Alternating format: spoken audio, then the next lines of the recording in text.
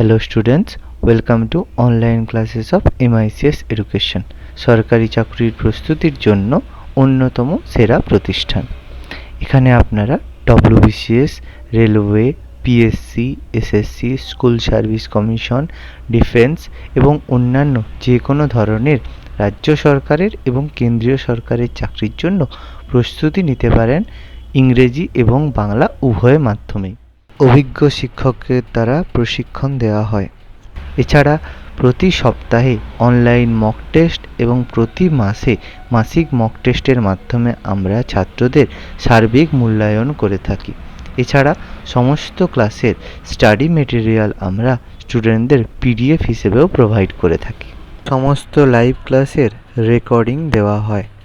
তাহলে আজকেই যোগাযোগ করুন আমাদের সাথে নিচে দেওয়া নাম্বারগুলিতে এবং সরকারি চাকরির প্রস্তুতির জন্য নিজেকে আরেক ধাপ এগিয়ে নিয়ে যান। ধন্যবাদ। তো আমরা ফার্স্ট ক্লাস ইকোনমিক্স এর আমরা করেছিলাম। আমরা ইন্ট্রোডাকশন আমরা ডিসকাস করেছিলাম। এখানে আমরা আগের দিন দেখেছিলাম যে ইকোনমিক্স সম্পর্কে জেনেছিলাম। ইকোনমিক্স এর দুটো পার্ট। অ্যাডাম স্মিথকে পলিটিক্যাল ইকোনমির জনক বলা হয়। বুক সম্পর্কে জেনেছিলাম। অ্যালফ্রেড মার্শালকে নিউ ইকোনমিক বা নতুন অর্থনীতির জনক বলা হয়ে থাকে। অ্যাডাম স্মিথকে ফাদার অফ ম্যাক্রো ইকোনমিক্স বলা হয়। দুটো পার্ট, ম্যাক্রো আর মাইক্রো। একটা হচ্ছে ক্ষুদ্র স্বার্থে ইকোনমিক্সকে আলোচনা করা হয় মাইক্রো ইকোনমিক্স এর মধ্যে, আর ম্যাক্রো ইকোনমিক্স এর তার মধ্যে আমরা এই যে ডিমান্ড সাপ্লাই, কনজিউমার বিহেভিয়ার, প্রোডাক্টের যে প্রাইসের বাড়া কমা, এটা তাছাড়া market demand supply, production, distribution, এগুলো আমাদের মাইক্রো ইকোনমিক্স এর পার্ট। ম্যাক্রো ইকোনমিক্স আমরা বলেছিলাম দেশের জাতীয় আয় ব্যয়, অর্থাৎ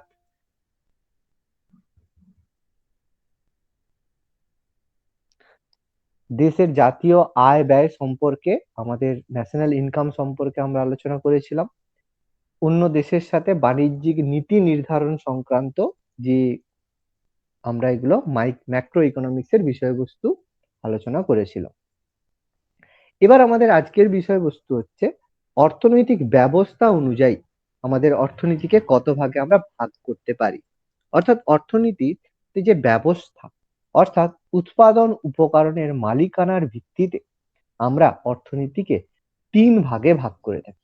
এবার এখানে একটা কথা আসবে যে উৎপাদনের উপকরণ বলতে আমরা কি বলতে চাইছি, সেটা প্রবাবলি একটু পরে আছে। একদম উৎপাদনের উপকরণ যে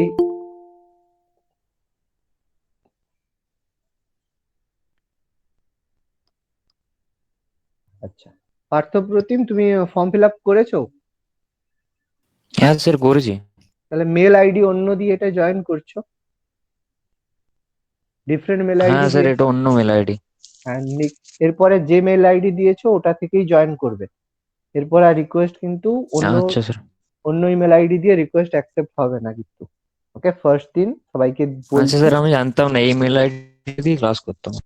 ঠিক আছে, নো প্রবলেম, তুমি যেটা ফর্ম ফিল আপ করেছো সেটা দিয়ে এবার থেকে জয়েন হবে।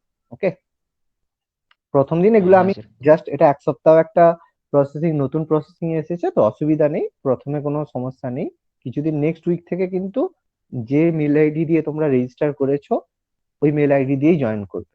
ওকে, আচ্ছা, তো আমি যেটা বলছিলাম যে উৎপাদনের উপকরণ যেগুলো রয়েছে সেগুলো 4টে জিনিসের ওপর বেস করে আমাদের অর্থনীতির উপকরণগুলো রয়েছে। তার মধ্যে ফার্স্ট হচ্ছে, তুমি যদি কোনো কিছু প্রোডাকশন বা উৎপাদন করতে যাও তাহলে দেখবে যে আমাদের 4টে জিনিস ম্যান্ডেটরি প্রয়োজন। প্রথম দরকার ল্যান্ড। তুমি একটা ইন্ডাস্ট্রি বানাতে যাচ্ছ, তো প্রথমে তোমার একটা জমি দরকার, ল্যান্ড দরকার। সে ল্যান্ড না হলে তুমি সেখানে তো মানে উৎপাদন কিছু করতে পারবে না। তো ল্যান্ড তোমার ম্যান্ডেটরি দরকার। এবার তুমি ল্যান্ড পেয়ে গেলে, জমি পেয়ে গেলে, এবার সেখানে তোমার কাজ করার জন্য কিছু লেবার প্রয়োজন। সে লেবারকে আমরা বলবো শ্রম। তাহলে সে লেবার বিভিন্ন রকম হতে পারে, হতে পারে সেটা কোনো ম্যান, হতে পারে সেটা কোনো যন্ত্রপাতি, সেগুলোও হতে পারে। তাহলে ডিফারেন্ট শ্রম বা লেবার মানে সবসময় যে ম্যান পাওয়ার বলবো সেটা নয়, হতে পারে এমন কোন একটা ইন্ডাস্ট্রি যে ইন্ডাস্ট্রিতে মানুষের থেকে বেশি যন্ত্রপাতি কাজে লাগে, তখন সেই যন্ত্রপাতিকে আমরা অ্যাজ এ লেবার হিসেবে কনসিডার করব। এবার তুমি ল্যান্ড পেলে, লেবার পেলে, এবার তোমার দরকার একটা হিউজ পরিমাণ মানি, তাহলে তোমার দরকার হিউজ পরিমাণ একটা ক্যাপিটাল। তাহলে একটা মানি তোমার প্রয়োজন, যেটা থেকে তুমি মানে উৎপাদনটা করতে পারবে, উৎপাদনের যে জিনিসপত্র প্রয়োজন সেগুলো কিনতে পারবে, এবং সবকিছু রইলো, জমিও পেলে, লেবারও পেলে, ক্যাপিটালও পেলে। কিন্তু তোমার যদি একটা পারফেক্ট অর্গানাইজেশন না থাকে, তাহলে সেটা তো একটা হ্যাপাজার্ড কাজ হবে। কারণ একজন যে ল্যান্ড যার কাছ থেকে তুমি নিয়েছো তাকে তোমাকে রেন্ট দিতে হবে, মানে যেটাকে খাজনা বলা হয়, দিতে হবে। লেবার যারা রয়েছে তাদেরকে তোমাকে পেমেন্ট দিতে হবে, যেটাকে স্যালারি বলতে পারি, স্যালারি দিতে হবে। যেখানে ক্যাপিটাল রয়েছে সেখান থেকে তোমাকে ইন্টারেস্ট দিতে হবে, যে তুমি টাকাটা নিয়েছো সেটা পুরোটা তোমার কাছে না থাকলেও সেটা তোমাকে অ্যাজ এ ইন্টারেস্ট হিসাবে দিতে হবে।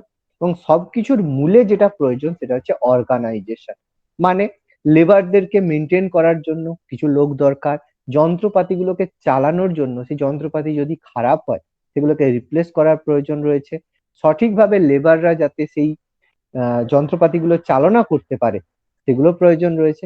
অর্থাৎ এই চারটে উপাদান কিন্তু আমাদের ম্যান্ডেটরি কোনো কিছু উৎপাদন বা প্রোডাকশন করতে। তাহলে ল্যান্ড, লেবার, ক্যাপিটাল এবং অর্গানাইজেশন, যেগুলো আমাদের উৎপাদনের উপকরণ হিসেবে কাজ করবে প্রোডাকশন করতে। এবং এই চারটের উপর বেস করে আমি আমাদের অর্থনীতিকে তিনটে ভাগে ভাগ করেছি। সেই তিনটে কি কি? ফার্স্ট হচ্ছে ধনতান্ত্রিক অর্থনীতি, অর্থাৎ ক্যাপিটালিস্ট ইকোনমি।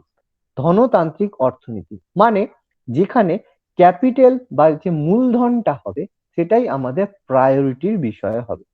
যেমন যদি আমরা অ্যাজ এ এক্সাম্পল ধরতে চাই, তাহলে মার্কিন যুক্তরাষ্ট্রের কথা আমরা যদি ধরি, সেখানে কি হয় যে সমস্ত কিছু বা ম্যাক্সিমামটা কি হয় প্রাইভেট প্রপার্টির মধ্যে পড়ে, মানে সরকার বা গভর্নমেন্টের সেরকম কোনো মানে অনুদান বলো বা গভর্নমেন্টের কোনো যে মালিকানা সেটা কিন্তু থাকে না। এই ক্যাপিটালিস্ট অর্থনীতি এটা কিন্তু বিশ্বের বেশিরভাগ দেশ এই ক্যাপিটালিস্ট ইকোনমি কিন্তু ফলো করে। এছাড়া যার মধ্যে আমরা এক্সাম্পল গুলো দেব, যে আমাদের আমেরিকা যুক্তরাষ্ট্র, গ্রেট ব্রিটেন, জার্মানি, এরা সবাই কিন্তু ক্যাপিটালিস্ট ইকোনমি ফলো করে। এরপর আমরা আরেক ধরনের অর্থনীতি দেখবো, সেটা হচ্ছে সোশ্যালিস্ট ইকোনমি। সোশ্যালিস্ট অর্থনীতি সেটাকেই বলবো যেখানে মালিকানা থাকবে রাষ্ট্রের ওপর, মানে যার মালিক হবে রাষ্ট্র বা সেই দেশ নিজে, তার আন্ডারে বাকি সমস্ত বাকি বাকি যারা থাকবে তারা প্রফিটটা টোটাল পাবে। যেমন এটা বলতে পারি যে আমাদের ইন্ডিয়ান রেলওয়ে, যেটা ধীরে ধীরে আমরাও এখন ক্যাপিটালিস্ট ইকোনমির দিকে এগোচ্ছি, কিন্তু ইন্ডিয়ান রেলওয়ে একটা টাইম ছিল যে টাইমে টোটাল মালিকানা ছিল আমাদের ইন্ডিয়ান গভর্নমেন্টের হাতে। সেখানে প্রফিট বলো, যা বলো, মালিকানা বলো, লাভ বলো, লোকসান বলো, টোটালটাই ইন্ডিয়ান গভর্নমেন্টের হতো। সেটা হচ্ছে সোশ্যালিস্ট ইকোনমি, মানে যার মালিকানা থাকবে রাষ্ট্রের ওপর, এবং সেই মালিকানা থাকার কারণে মানে তুমি যদি একটা 10 কেজি চাল উৎপাদন করো তাহলে তার মালিকানাও কিন্তু সরকারের হবে। তুমি যদি 10টা গাড়ি উৎপাদন করো তার মালিকানাও কিন্তু সরকারের হবে, এবং তুমি যে 10টা গাড়ি তৈরি করলে সেটা সরকার সকলের মধ্যে ডিস্ট্রিবিউট করবে। বা তুমি যে চালটা খাবে সেটা অন্য কেউ একজন উৎপাদন করছে, কিন্তু তুমিও সেটা পাচ্ছ, মানে সকলের মধ্যে ইকুয়াল ডিস্ট্রিবিউশন হবে, প্রত্যেকে সমান মতো সমানভাবে ভাগ পাবে। ফলে এই দুটো ইকোনমির অবস্থা দেখে তোমার কি মনে হচ্ছে কোনটা বেটার? ক্যাপিটালিস্ট ইকোনমি বেটার না সোশ্যালিস্ট ইকোনমি বেটার? বলো কি মনে হচ্ছে অনুমিতা, বলো কি মনে হচ্ছে, ক্যাপিটালিস্ট ইকোনমি বেটার না সোশ্যালিস্ট ইকোনমি বেটার? রেসপন্স করো, হ্যাঁ স্যার। রেসপন্স করো, তোমার কি মনে হচ্ছে ক্যাপিটালিস্ট ইকোনমি বেটার না সোশ্যালিস্ট ইকোনমি বেটার?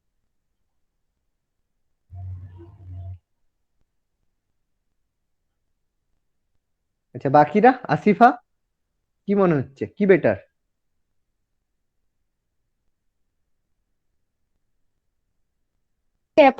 ক্যাপিটালিস্টটাই মানে লাগছে আর কি। বেটার লাগছে মানে, হ্যাঁ। মানে একজন লোকের কাছে প্রচুর হাজার 1 লাখ টাকা রয়েছে, মানে 1 কোটি টাকা রয়েছে, সে প্রচুর প্রোডাকশন করছে, উৎপাদন করছে, প্রফিট নিচ্ছে, আর মানে বাকি 90 জন লোক খেতে পাচ্ছে না, কষ্টের মধ্যে আছে। সেই ইকোনমি বেটার না একটা না ইকোনমির স্যার, মধ্যে? সেই সোশিয়াল তাহলে সোশ্যালিস্টে কি যে যাই উৎপাদন করুক প্রত্যেকের মধ্যে ইকুয়ালি ডিস্ট্রিবিউট করা হচ্ছে, এটা হচ্ছে আচ্ছা সোশ্যালিস্ট। তাহলে তোমার মনে হচ্ছে কোনটা বেটার? আপাত দৃষ্টিতে কি মনে হচ্ছে যে সোশ্যালিস্ট ইকোনমি বেটার, যে সবাই সমান যাতে ভাগ পায়, এটা বেটার, আমাদের ওয়েলফেয়ারের জন্য খুব ভালো, তাই তো? হ্যাঁ স্যার। তাহলে এটা সবার মনে হচ্ছে খুব, এটাই এটাই আমি জানতে চাইছি যে প্রত্যেকের মনে এটা আসছে কি। এবার থার্ড ধরনের অর্থনীতি যেটা হচ্ছে মিক্সড ইকোনমি, মানে যার মধ্যে কিছু মালিকানা থাকবে সরকারের আর কিছু মালিকানা থাকবে প্রাইভেটের হাতে। তাহলে এটা হচ্ছে আমাদের মিক্সড ইকোনমির মধ্যে। এবার আমি তোমাদেরকে আলোচনা করব যে এই দু ধরনের অর্থনীতিতে সুবিধে কি অসুবিধে কি, তারপর তোমরা বলবে যে ক্যাপিটালিস্ট ইকোনমি বেটার না সোশ্যালিস্ট ইকোনমি বেটার। দেখো, ক্যাপিটালিস্ট ইকোনমি সম্পর্কে, যে ক্যাপিটালিস্ট ইকোনমি বা ধনতান্ত্রিক যে অর্থনীতি ব্যবস্থাটা রয়েছে, সেটার উদ্ভব হয়েছিল প্রথম ইংল্যান্ডে যখন শিল্প বিপ্লব হয়েছিল। ইংল্যান্ডের শিল্প বিপ্লব বলতে টেক্সটাইল ইন্ডাস্ট্রির উপর বেস করে ইংল্যান্ডে প্রথম। আপনার কথাগুলো একটু কিরকম যেন হচ্ছে। কথাগুলো কি কেটে যাচ্ছে প্রত্যেকে? প্রত্যেকের কাছে কি কথা কেটে না যাচ্ছে? স্যার ঠিকই তো না আছে। স্যার শোনা যাচ্ছে। না স্যার ঠিকই আচ্ছা আছে। শোনা যাচ্ছে। তাহলে মৌমিতা, তোমার হয়তো নেটওয়ার্ক প্রবলেম, একটু লেফট করে জয়েন করো, ঠিক আছে? আচ্ছা স্যার। এবার দেখো, ইংল্যান্ডে যখন শিল্প বিপ্লব হয়েছিল, যেটা আমাদের শিল্প বিপ্লব জেনারেলি হয়েছিল কি কার্পাস শিল্প বা এই যে কাপড় শিল্প, বস্ত্র বয়ন শিল্পের উপর বেস করে। এবং বস্ত্র বয়ন শিল্পের উপর বেস করে যখন আমাদের এই মানে শিল্প বিপ্লবটা হয়েছিল, সেই শিল্প বিপ্লবটাই কিন্তু প্রথমবার ক্যাপিটালিস্ট ইকোনমির ধারণা আমাদের মধ্যে এনেছিল। ওকে, এখানে কি কি দেখো, যে উৎপাদন উপকরণের মালিকানা থাকে বেসরকারি উদ্যোগপতিদের ওপর। মানে আমি একটু আগে যেগুলো ডিসকাস করলাম, ল্যান্ড, লেবার, ক্যাপিটাল, অর্গানাইজেশন, এর প্রত্যেকের মালিকানাই থাকবে আমাদের বেসরকারি উদ্যোগপতি, মানে এই যে রতন টাটা, তারপর মুকেশ আম্বানি, এদের হাতে। মানে সে ল্যান্ড কিনবে মুকেশ আম্বানি, তার রেন্ট দেবে মুকেশ আম্বানি, লেবার গুলোকে অ্যাডপ্ট করবে মুকেশ আম্বানি, তাদেরকে স্যালারি দেবে মুকেশ আম্বানি, ক্যাপিটাল থাকবে তার, প্রফিটটাও হবে তার, অর্গানাইজেশনটাকেও মেনটেন করবে আম্বানির মতো কিছু মানে উদ্যোগপতি। তাহলে এখানে গভর্নমেন্টের দেখো কোনো রকমের সে থাকবে না, গভর্নমেন্ট কিছু সে করবে না, এখানে গভর্নমেন্ট কিছু মানে এর উপর রেস্ট্রিকশন কিছু করতে পারবে না। এর সুবিধা কি কি দেখো, সুবিধা হবে কি ন্যূনতম ব্যয়ে অধিক পরিমাণ দ্রব্য সামগ্রী উৎপাদন করা পসিবল। মানে সমস্ত যারা ইন্ডাস্ট্রিয়ালিস্ট রয়েছে তারা চাইবে সব থেকে কম যাতে খরচ হয় কোনো একটা জিনিস তৈরি করতে, এবং যাতে কম টাকায় বেশি পরিমাণ দ্রব্য উৎপাদন করতে পারবো। কারণ যদি সেটা করতে পারি তাহলে আমাদের প্রফিটটা বেশি হবে। কোনো একটা জিনিস যদি 10 টাকায় তৈরি করে 100 টাকায় বিক্রি করতে পারি, তাহলে আমার প্রফিট বেশি হবে। তাহলে সবসময় টার্গেট থাকবে যে কম টাকা খরচ করে বেশি দ্রব্য উৎপাদন করব। এবার যখনই বেসরকারি উদ্যোগপতি হবে, তখন একই রকম প্রোডাক্ট ডিফারেন্ট মানে কোম্পানি বলো, ডিফারেন্ট উদ্যোগপতি ইউজ করবে। যেমন ফোনের ক্ষেত্রে, প্রেজেন্টলি ফোনের ক্ষেত্রে যে একই কনফিগারেশনের দুটো ফোন, একটা স্যামসাং বিক্রি করছে, একটা রেডমি বিক্রি করছে। তাহলে রেডমি যে ফোনটা 10,000 টাকায় দিচ্ছে, স্যামসাং সেম কনফিগারেশন আনতে স্যামসাং এর 15 থেকে 16 হাজার টাকা লাগছে। ফলে দেখা যাচ্ছে মার্কেটের মধ্যে রেডমি ফোন বেশি বিক্রি হচ্ছে, স্যামসাং ফোন কম বিক্রি হচ্ছে। তার মানে একটা প্রতিযোগিতা বা একটা কম্পিটিশন আমরা মার্কেটের মধ্যে দেখতে পাবো। ফলে দেখো প্রেজেন্টলি স্যামসাং প্রথমে যেগুলো প্রোভাইড করতো না, এখন দেখো 10,000 12,000 টাকায় স্যামসাং কিন্তু সেই জিনিসই প্রোভাইড করার চেষ্টা করছে। অনেক কিছু আসছে সেই রকম এম সিরিজের ফোন এইভাবে আসছে, তাহলে চাইছে যে প্রতিযোগিতা আনতে। তাহলে এর ফলে কি হচ্ছে, উৎপাদন উপকরণের দক্ষতা বৃদ্ধি পাচ্ছে। মানে যারা লেবাররা কাজ করছে তারা আরো এফিসিয়েন্ট কাজ করার চেষ্টা করছে, এফিসিয়েন্সি যদি না আসে মার্কেট থেকে তারা সহজে বেরিয়ে যাবে, ফলে তারা নিজেদের এফিসিয়েন্সি বাড়াবে। ফলে দেখো খুবই সুবিধা। কিন্তু এর অসুবিধাগুলো কি কি দেখো, একচেটিয়া কারবারিদের আধিপত্য বেড়ে যাবে। ভেবে দেখো, তোমরা আজ থেকে মোটামুটি 5-6 মাস আগে যে মোবাইলে রিচার্জ করতে, তখন যে টাকায় রিচার্জ করতে, এখন কিন্তু তার থেকে আরো বেশি 100 টাকা রিচার্জ করতে হচ্ছে। আরো 5 বছর পিছিয়ে যাও, আগে ফোনে তোমাদের রিচার্জ করতে হতো, সাপোজ ধরো রিচার্জ না করলেও একটা সিম বহুদিন থেকে যেত। এখন একটা সিমে রিচার্জ তুমি যদি না করো, সেই জায়গায় তোমার কিন্তু ফোনটা অফ হয়ে যাচ্ছে। এর কারণ কি বলতো? যখন দেখো মানে আমাদের এর আগে দেখো টাটা ইন্ডিকম মানে টাটা ডোকোমো, এয়ারসেল এইসব কোম্পানিগুলো ছিল, তখন দেখো তারা কম টাকায় কিন্তু আমাদের সুবিধা দিত। কিন্তু আমরা কি করলাম, যখন জিও মার্কেটে এলো, আমরা দেখলাম সুবিধা পাচ্ছি, ফ্রিতে ইন্টারনেট পাচ্ছি, তখন আমরা কি করলাম, জিওর দিকে চলে গেলাম সবাই। ফলে টাটা ডোকোমো বলো, এয়ারসেল কোম্পানিগুলো লস করতে করতে একসময় মার্কেট থেকে আউট হয়ে গেল। এবার দেখো যখনই এরা মার্কেট থেকে আউট হয়ে গেল, জিও দেখো হঠাৎ করে দাম বাড়িয়ে দিল। তার মানে এবার দেখো যদি আমরা সবাই দেখি যে জিও ভালো ইউজ করছে, তাহলে সবাই যদি জিও ইউজ করি, এক টাইমে ভোডাফোন এয়ারটেলও মার্কেট থেকে চলে যাবে, তাহলে মার্কেটের মধ্যে অনলি জিও থাকবে। তখন অসুবিধা কি হবে, যেটা আজকে 555 টাকা রিচার্জ করছো, জিও পরের দিন বলবে এই রিচার্জটা আমাকে 1000 টাকায় করতে হবে, তখন তুমি মানে রিচার্জ করতে বাধ্য, কারণ ফোন ছাড়া তো আমাদের চলবে না।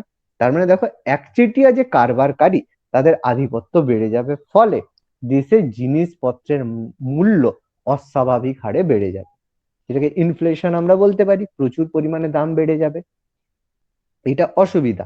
আবার দেখো যদি ব্যক্তিগত মালিকানা থাকে, যদি মানুষের কাছে এই এদের কাছে ব্যক্তিগত মালিকানা থাকে, তাহলে দেখো আয় এবং সম্পদের মধ্যে বৈষম্য দেখা দেবে। বললাম রতন টাটার কাছে প্রচুর অর্থ আছে বা মুকেশ আম্বানির কাছে প্রচুর অর্থ আছে, অথচ ভারতের 70% 60% লোক দুবেলা দুমুঠো খেতে পাচ্ছে না। তার মানে যে সম্পদটা রয়েছে সেটা কিছু শ্রেণীর মানুষের হাতেই কেন্দ্রীভূত হয়ে থেকে যাচ্ছে, একটা হিউজ সংখ্যক লোক সেটা থেকে বেরিয়ে যাচ্ছে। উদ্দেশ্য কি থাকবে, লক্ষ্য কি থাকবে, যে প্রফিট ম্যাক্সিমাইজেশন, যে মুনাফা সর্বোচ্চকরণ, যে যা হয়ে যায় হয়ে যাবে, আমার জানার দরকার নেই, আমার বাবা প্রফিটটা যেন সব থেকে বেশি হয়, বাকি কে কি খেতে পেলো না পেলো আমার জানার দরকার নেই। ওকে, এটা হলো মুনাফা সর্বোচ্চকরণ, প্রফিট ম্যাক্সিমাইজেশন। এবার কি হবে, বাজারের চাহিদা অনুযায়ী উৎপাদন হবে। যদি দেখি যে রেডমি কোম্পানির ফোন মার্কেটে প্রচুর ডিমান্ড হচ্ছে, তখন মানে রেডমি কোম্পানি চাইবে যে বেশি পরিমাণে ফোন উৎপাদন করতে। তার জায়গায় যদি দেখা যায় যে স্যামসাং কোম্পানি দেখছে আমার ফোন ইয়ারলি 10টা বিক্রি হচ্ছে, তাহলে স্যামসাং কোম্পানি কি 10টার জায়গায় 100টা মোবাইল তৈরি করবে? নিশ্চয়ই করবে না। তার যে ডিমান্ড থাকবে সেই অনুযায়ী সে উৎপাদন করবে। তাহলে দেখো এই ইকোনমির মধ্যে লাভ আর লোকসান দুটোই কিন্তু আমাদের রয়েছে, প্রফিটও রয়েছে আর লসও এর মধ্যে রয়েছে। তাহলে এবার বলো যে ক্যাপিটালিস্ট ইকোনমি তোমার ভালো লাগলো না খারাপ লাগলো, বলো কি মনে হচ্ছে? তোমাদের সঙ্গে আমি কিন্তু ডিসকাশন করতে চাইছি একটাই কারণে, ইকোনমিক্স সাবজেক্টটা যথেষ্ট টাফ, এই জন্য তোমরা একটু ডিসকাশনের মধ্যে এসো, তাহলে কিন্তু জিনিসগুলো বুঝতে পারবে। বলো এবার কি মনে হচ্ছে যে কোনটা বেটার, মানে কি মনে হচ্ছে, ক্যাপিটালিস্ট ইকোনমি বেটার না ক্যাপিটালিস্ট ইকোনমি বেটার নয়, বলো।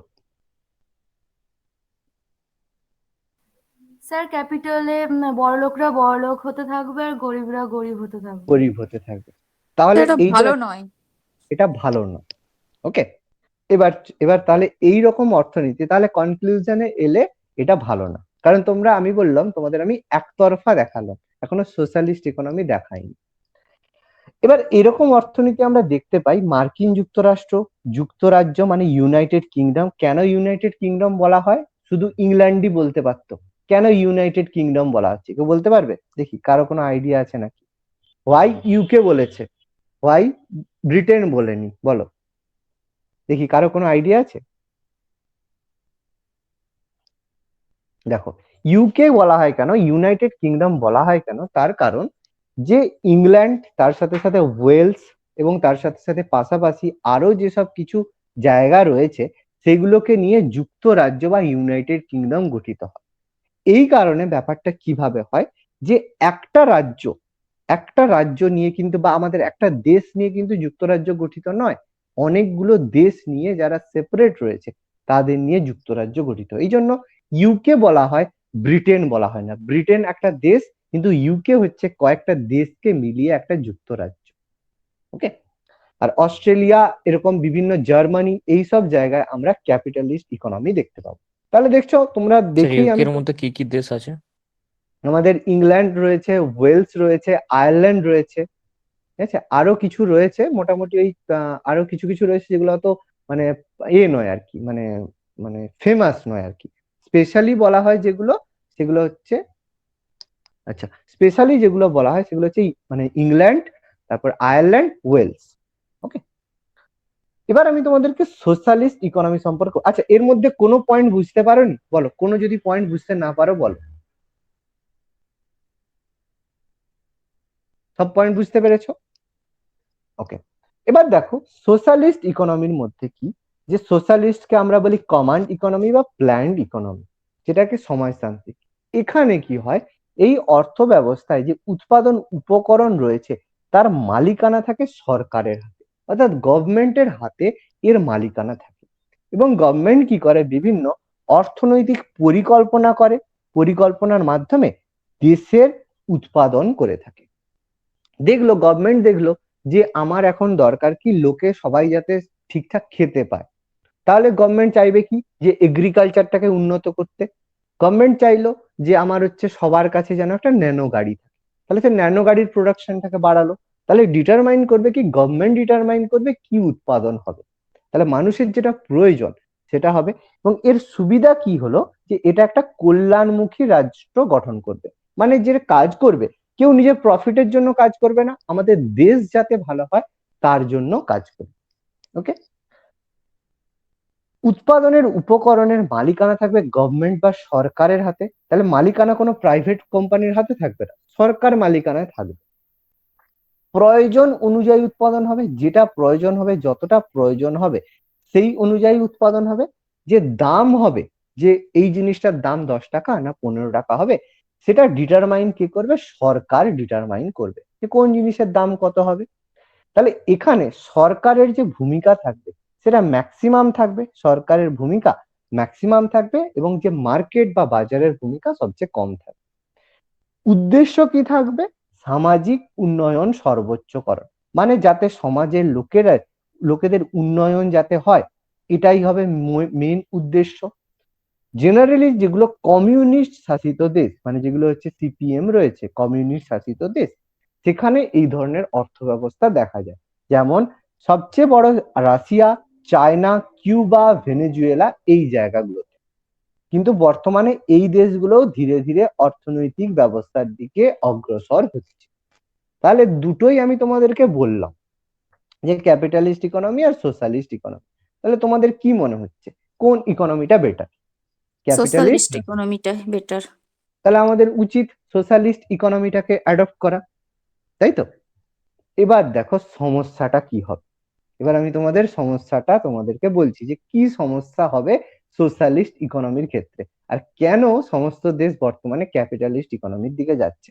দেখো, তুমি তুমি একজন মানে কৃষক, ঠিক আছে, তুমি সারা দিন খেটে টেটে যে 10 টন 10 কেজি চাল উৎপাদন করলে, সেটা তুমি সরকারকে দিয়ে দিলে। ওকে, ভালো কথা। এবার আরো একজন ব্যক্তি সে কি করলো, যে 10টা গাড়ি তৈরি করে সরকারকে দিয়ে দিল, সরকার কি করলো, সবার মধ্যে ডিস্ট্রিবিউট করে দিল, ভালো কথা।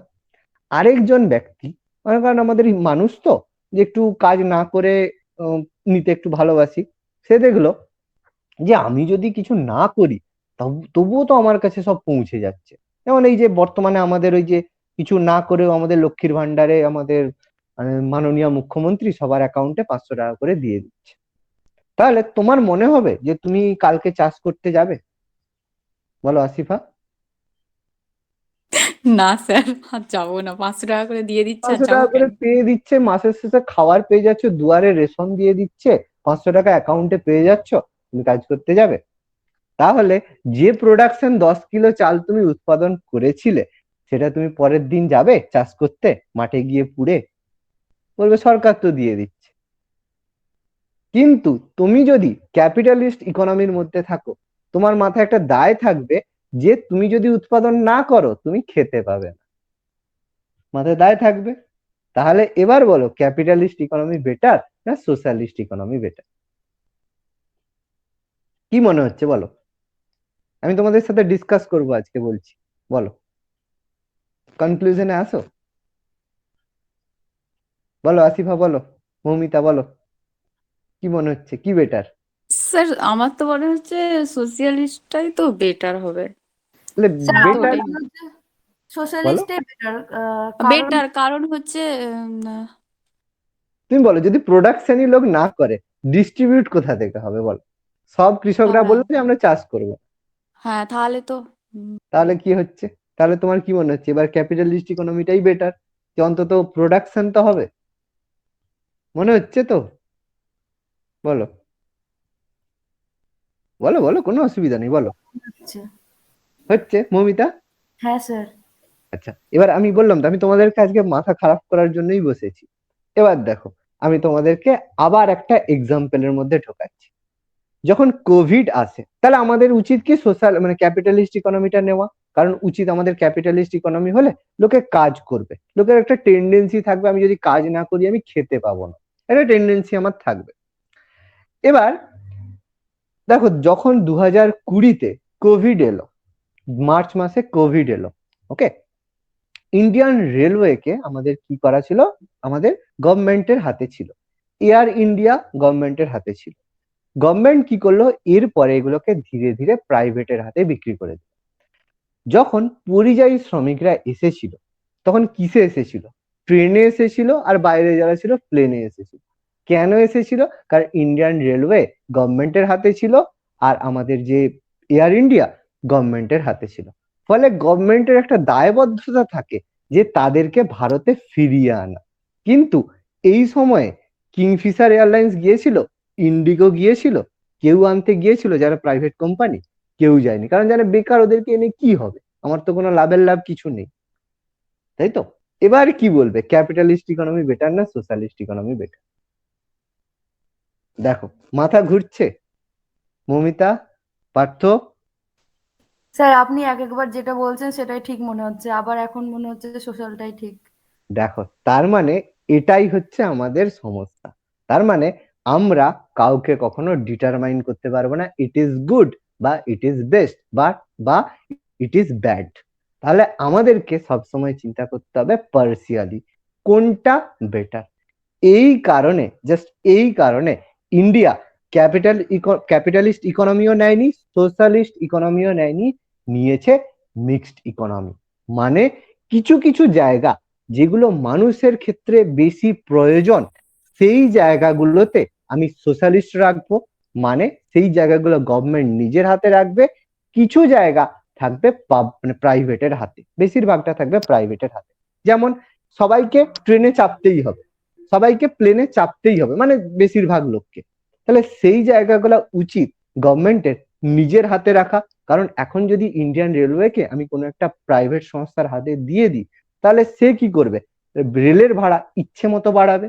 তাহলে যারা সাধারণ মানুষ রয়েছে তারা রেলে ট্রাভেল করতে পারবে না। 10 টাকার টিকিট যদি 50 টাকায় কিনতে হয়, তারা কি ঠিকঠাক ভাবে কোনো কিছু প্রফিট আর্ন করতে পারবে? পারবে না। তার মানে এই জায়গাগুলো দেখো, আমাদের উচিত কি মিক্সড ইকোনমিতে থাকা, যে কিছু জায়গা ক্যাপিটালিস্টের হাতে থাকুক, কিছুটা সোশ্যালিস্টের হাতে থাকুক। তার মানে এবার বলো, তিনটের মধ্যে আমাদের কোনটা বেটার মনে হচ্ছে? ক্যাপিটালিস্ট, সোশ্যালিস্ট না mixed economy? Mixed economy. Sir এবারে মনে হচ্ছে মিক্সড ইকোনমি। তাহলে এটাই হচ্ছে ব্যাপার। দেখো, তুমি যখন যেটা পড়বে না, মন কিন্তু সেই রকমই হতে থাকে। এবং এই জন্য সোশ্যালি আমরা বিশেষ করে 1948-এ 1947 সালে ভারত স্বাধীন হয়েছে। ভারত স্বাধীন হওয়ার পরে একটু ছোট্ট করে আমি তোমাদের একটু ঘটনা একটা কিছু বলছি, দেখো একটু ঠান্ডা মাথায় দেখো। যে 1940 মানে 39-এ আমাদের সেকেন্ড ওয়ার্ল্ড ওয়ার হয়েছিল, দ্বিতীয় বিশ্বযুদ্ধ হয়েছিল, সবার জানা রয়েছে। তারপর সেটা যখন এন্ড হলো, ভারত যখন স্বাধীন হলো, তখন কি হলো, আমাদের পুরো ওয়ার্ল্ড পৃথিবীতে দু ধরনের শক্তি তৈরি হলো। একটা আমেরিকা ব্রিটেনকে নিয়ে ক্যাপিটালিস্ট ইকোনমি, আর আরেকটা প্রাইম শক্তি যেটা হচ্ছে রাশিয়া, রাশিয়া আর চায়না, তাদেরকে নিয়ে সোশ্যালিস্ট ইকোনমি। তাহলে এই জায়গা থেকে যে আমাদের কিন্তু একটা কোল্ড ওয়ার, ঠান্ডা যুদ্ধ, নাম শুনেছো? কথাটা শুনেছো? কোল্ড ওয়ার, ঠান্ডা যুদ্ধ, শোনোনি কোনোদিন আচ্ছা। কথাটা? শুনেছো? এই অর্থনীতির উপর বেস করে কিন্তু, মানে অর্থনীতির ধারণার উপর বেস করে আমাদের কোল্ড ওয়ার তৈরি হয়েছিল, মানে শুরু হয়েছিল। ফলে ইন্ডিয়া যদি সেই সময় ক্যাপিটালিস্ট অর্থনীতি নিত বা সোশ্যালিস্ট অর্থনীতি নিত, তাহলে একটা মাত্র মানে পার্টিকুলার একরকম দেশের কাছ থেকে সাহায্য পেত। যদি ক্যাপিটালিস্ট অর্থনীতি নিত তাহলে আমেরিকা সাহায্য করতো, রাশিয়া বলতো তুমি তো ওর দলে গেছো, তাহলে আমি তোমাকে সাহায্য কেন করব। যদি সোশ্যালিস্ট অর্থনীতি দিত তখন আমেরিকা কোনো সাহায্য করতো না।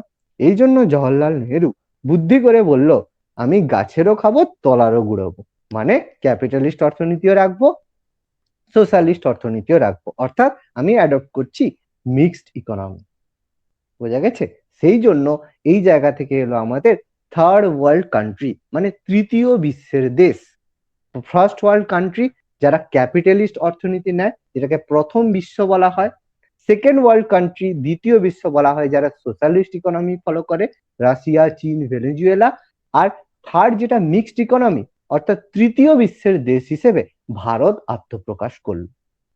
ওকে, প্রেক্ষাপটটা বোঝা গেল কিভাবে আমাদের ভাগটা এলো মিক্সড ইকোনমি। রাজদীপ, সৌমিতা, হ্যাঁ স্যার, বুঝতে হ্যাঁ স্যার, পেরেছি। বুঝতে পারলাম। ভালো করে বোঝো। এগিয়ে যেতে হবে, প্রচুর পড়তে হবে এরকম নয়, বোঝো এই জায়গাগুলো। যদি ভালোভাবে না বোঝো, ভেতরের অর্থনীতিতে আমরা যখন একদম টপিকে ঢুকে যাব, তখন মাথা কিন্তু সব ধোঁয়া লাগবে। এখন যার যা মনে হচ্ছে, যত খুশি মনে হচ্ছে জিজ্ঞেস করো আমাকে, স্যার এটা কেন হয়, এটা কেন হয়, যত জিজ্ঞেস করবে কনসেপ্ট আসবে। এই কারণেই it's a introduction chapter. Introduction চ্যাপ্টারে তুমি যত কোশ্চেন করবে তত জানতে পারবে, কারণ চ্যাপ্টারটা তোমার কাছে সম্পূর্ণ নতুন। তুমি এই চ্যাপ্টারটা ম্যাক্সিমাম স্টুডেন্ট কেউ এরকম নেই যে আগে ইকোনমিক্স পড়েছে। কেউ আছো ইকোনমিক্স পড়েছো আগে? কেউ কি আছো ইকোনমিক্স পড়েছো কখনো? স্যার গ্রাজুয়েশনে পাস কোর্স করছি। গ্রাজুয়েশনে পাস কোর্স, আচ্ছা। বাংলাতে লিখেছো না ইংলিশে হ্যাঁ লিখেছো? স্যার। রিকার্ডোর খাজনা না, তত্ত্ব, বাংলায়। রিকার্ডোর খাজনা তত্ত্ব এগুলো সব পড়েছো তাই তো? মনে আছে ঠিকঠাক? না ঠিকঠাক মানে পাস করতে হয় বলে হ্যাঁ। পড়েছো? ওকে, ঠিক আছে, নো হ্যাঁ প্রবলেম, স্যার, চলো। পাস করবার মতো। পাস করবার মতো পড়েছো, ভালো।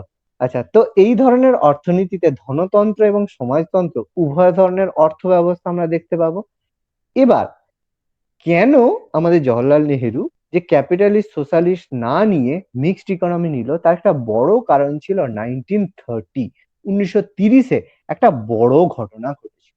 1930 বড় ঘটনা বলতে কি, 1930 কি হয়েছিল, দেশব্যাপী অর্থনৈতিক মন্দা দেখা দিয়েছিল, যেটাকে বলি ইকোনমিক রিসেশন। অর্থনৈতিক মন্দা দেখা দেওয়ার কারণে যত ক্যাপিটালিস্ট অর্থনীতি ছিল তারা কি করেছিল, মুখ থুবড়ে পড়েছিল। সেই সময় অর্থনীতিবিদ ছিল জে এম কেইন্স।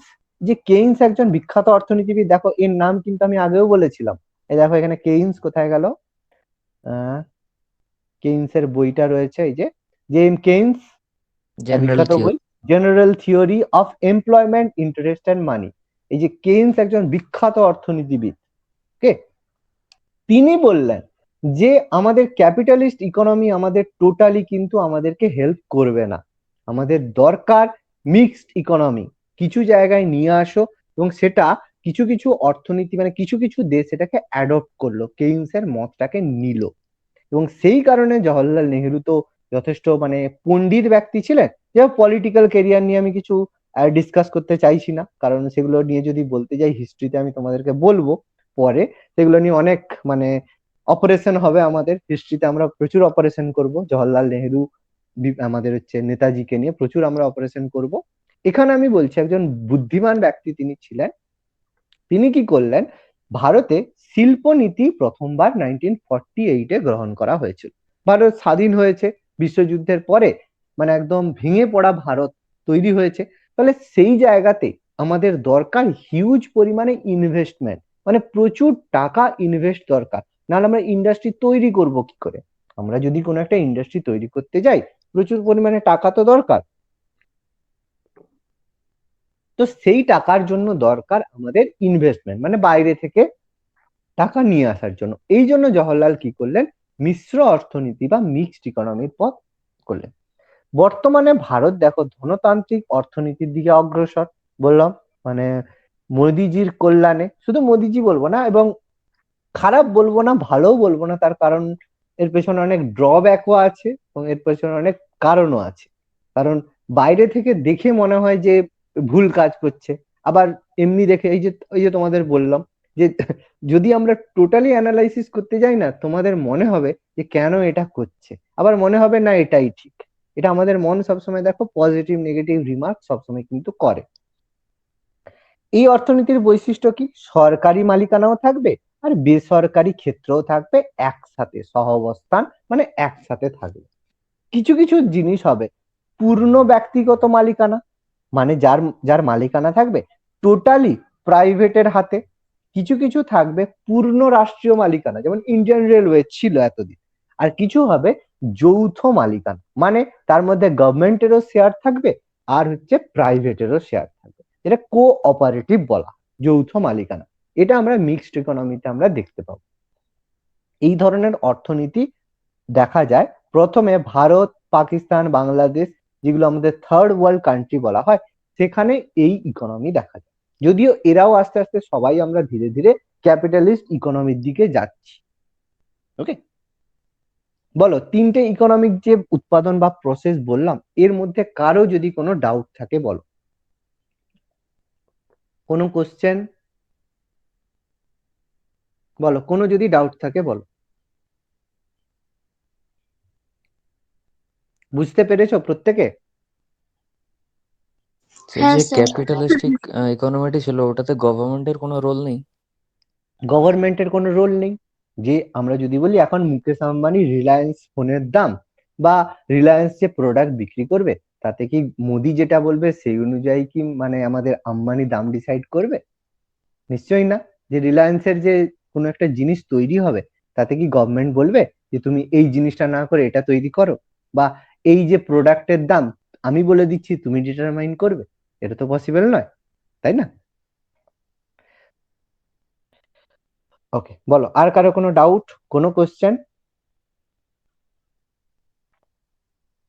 আচ্ছা, এই উপাদানগুলোর সম্পর্কে আমরা বললাম, আগে আমরা বলে দিয়েছি। এবার প্রকৃতির উপর ডিটারমাইন করে যে কোন কোন জিনিস, যে আমাদের যে অর্থনীতির যে টাইপ, প্রকৃতির উপর ডিটারমাইন করে আমি অর্থনীতিকে তিন ভাগে ভাগ করব। নাম্বার ওয়ান, সেটা হচ্ছে আমাদের এগ্রিকালচার বেসড ইকোনমি, মানে অর্থনীতি কৃষি ভিত্তিক অর্থনীতি, মানে যে অর্থনীতিতে এগ্রিকালচার হচ্ছে বা কৃষি হচ্ছে প্রধান আমাদের ভিত্তি। মানে যেটা ভারতের ক্ষেত্রে, ভারতের প্রায় 75% লোক এগ্রিকালচার বা কৃষির উপর নির্ভরশীল। তার একটা বড় কারণ আমাদের এখানে ল্যান্ড প্রচুর রয়েছে এবং বেশিরভাগ মানুষ বংশ পরম্পরায় কৃষির উপর নির্ভরশীল। মানে যে যার বাবা কৃষক, তার ছেলেও দেখো যদি কিছু না হয় কৃষি করছে। তো এগ্রিকালচারের উপর বেশি পার্সেন্ট লোক কিন্তু নির্ভরশীল। ফলে যেখানে কৃষি উপর বেশি নির্ভরশীল, সেখানে এক্সপোর্ট করা হবে কি জিনিস, রপ্তানি করা হবে কৃষিজাত দ্রব্য, আর আমদানি করা হবে শিল্পজাত দ্রব্য। রপ্তানি মানে যেগুলো আমরা এক্সপোর্ট করব, যেটা আমরা তৈরি করব সেটাই তো এক্সপোর্ট করব, আর যেটা আমাদের ডেফিসিট থাকবে সেটা আমরা কিনবো। তাহলে রপ্তানি করব কৃষিজাত দ্রব্য, আমদানি করব শিল্পজাত দ্রব্য। এগুলো এগ্রিকালচার বেসড ইকোনমির পার্ট, মানে বৈশিষ্ট্য পাবো। ইন্ডাস্ট্রি বেসড ইকোনমি যেগুলো হবে, অর্থাৎ যার ভিত্তি হবে শিল্প, যেমন আমেরিকা, ব্রিটেন, এরা হচ্ছে ইন্ডাস্ট্রি বেসড ইকোনমি। তাহলে তারা বেশি তৈরি করবে কি, শিল্পজাত দ্রব্য তৈরি করবে আর আমদানি করবে কৃষিজাত দ্রব্য। যদিও যদিও আমেরিকা বলো ইংল্যান্ড বলো, এরা ইন্ডাস্ট্রি বেসড ইকোনমি হলেও এরা কিন্তু কৃষিজাত দ্রব্য আমদানি করে না। তার কারণ কি, এরা এগ্রিকালচার বা কৃষি যেটা করে সেটা অনেক উন্নত পদ্ধতিতে করে। ফলে এরা এগ্রিকালচারে সাফিসিয়েন্ট প্রোডাকশন করতে পারে। মানে যেটা দেখো, ভারতে 1 বিঘা জমি চাষ করলে যদি 10 কিলো ধান হয়, আমেরিকায় সেই জায়গায় 1 বিঘা জমি চাষ করে 100 কেজি ধান উৎপন্ন হয়। তার কারণ কি, তারা উন্নত প্রজাতির বীজ উৎপাদন করছে, উন্নত পদ্ধতিতে চাষবাস করছে। ফলে তাদের কম পোর্শন, মানে কম লোক এগ্রিকালচারের উপর ডিপেন্ড করছে এবং বেশি প্রোডাকশন করছে। তাহলে খাওয়ার যখন তারা তৈরি করে নিতে পারছে, তখন তারা ইন্ডাস্ট্রির উপর ফোকাস করতে ভালো পাচ্ছে। ওই জন্য ওরা কিন্তু সেলফ ডিপেন্ডেন্ট। ওকে, এই জন্য আমি তোমাদের আস্তে আস্তে ডিসকাস করব। ওরা মানে আমেরিকা এমন একটা দেশ যারা কিন্তু কি করে বলতো, যে মার্কেটটা ভালো বুঝে। তোমার কি মনে হয়? সাপোজ তোমাদের একটা এক্সাম্পল দিচ্ছি, যে সাপোজ তুমি একটা কোম্পানি খুলেছো, যে প্রেজেন্টলি তোমাদের আমি একটা মানে একদম এতে বলছি, একদম লাইভ বলো এখনকার যে জিনিস বলছি সেগুলাকে তুলে তোমাদের এক্সাম্পল দিচ্ছি। তোমরা আকাশ নাম শুনেছো? আকাশ এডুকেশন ইনস্টিটিউট, আকাশের নাম শুনেছো? হ্যাঁ স্যার শুনেছি। এখন আকাশ খুললে দেখবে আকাশের নিচে কি লেখা আছে। এখন আকাশ খুললে কি দেখো? খুলে দেখেছো কোনোদিন না আকাশের স্যার নিচে কি? খুলিনি, দিয়ে আমি শুনেছি। Moumita? Sir Byju's. Very good, Aakash Byju's হয়ে গেছে।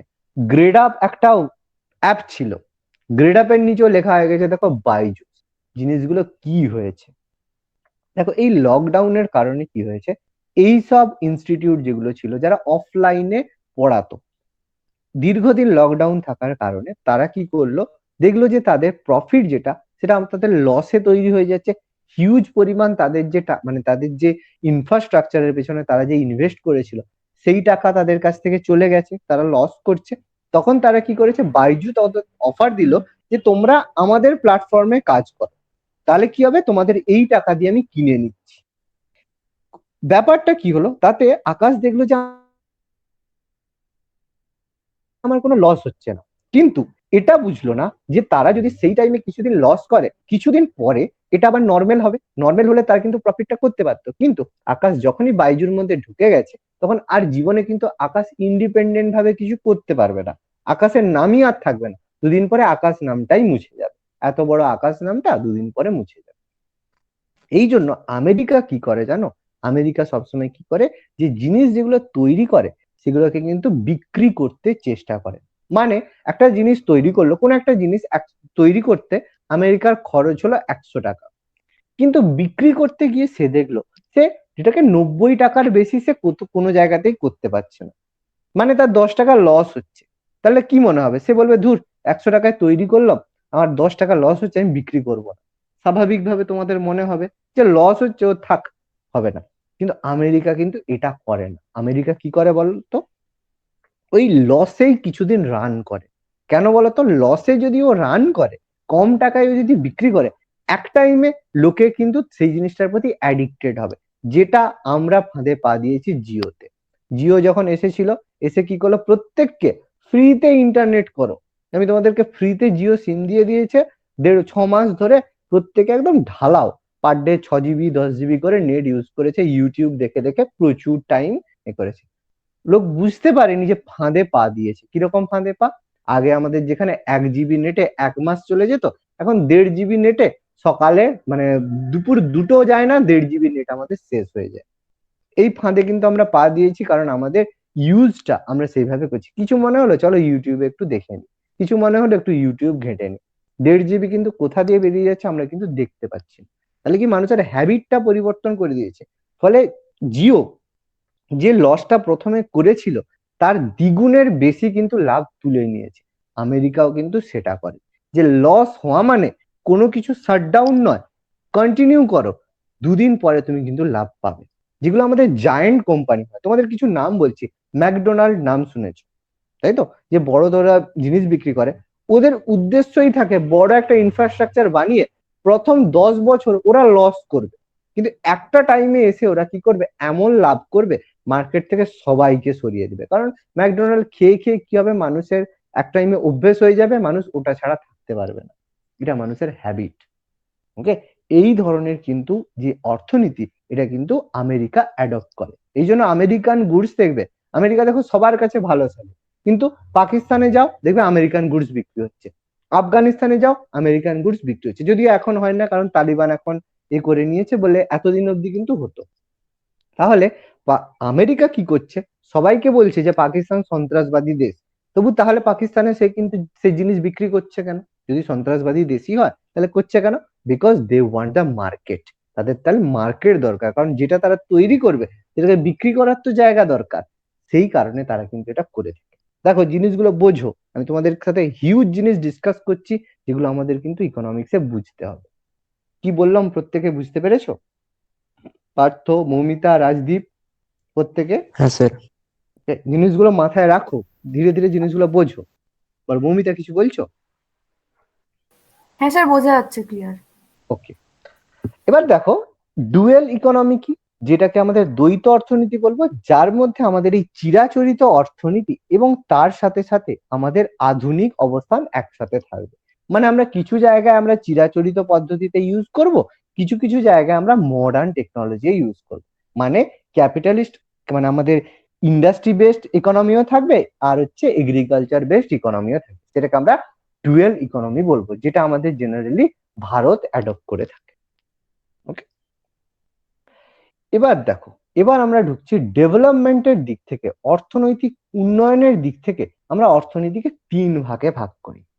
নাম্বার 1 একটা হচ্ছে আমাদের ডেভেলপড কান্ট্রি, ডেভেলপড ইকোনমি, অর্থাৎ যাদের অলরেডি তারা উন্নত হয়ে গেছে, যাদের অর্থনীতি অলরেডি ডেভেলপড, যাদের অর্থনীতি অলরেডি ডেভেলপড হয়ে গেছে, যেমন ইউএসএ, ইউকে, জাপান, অস্ট্রেলিয়া, এরা কি অলরেডি ডেভেলপড হয়ে গেছে।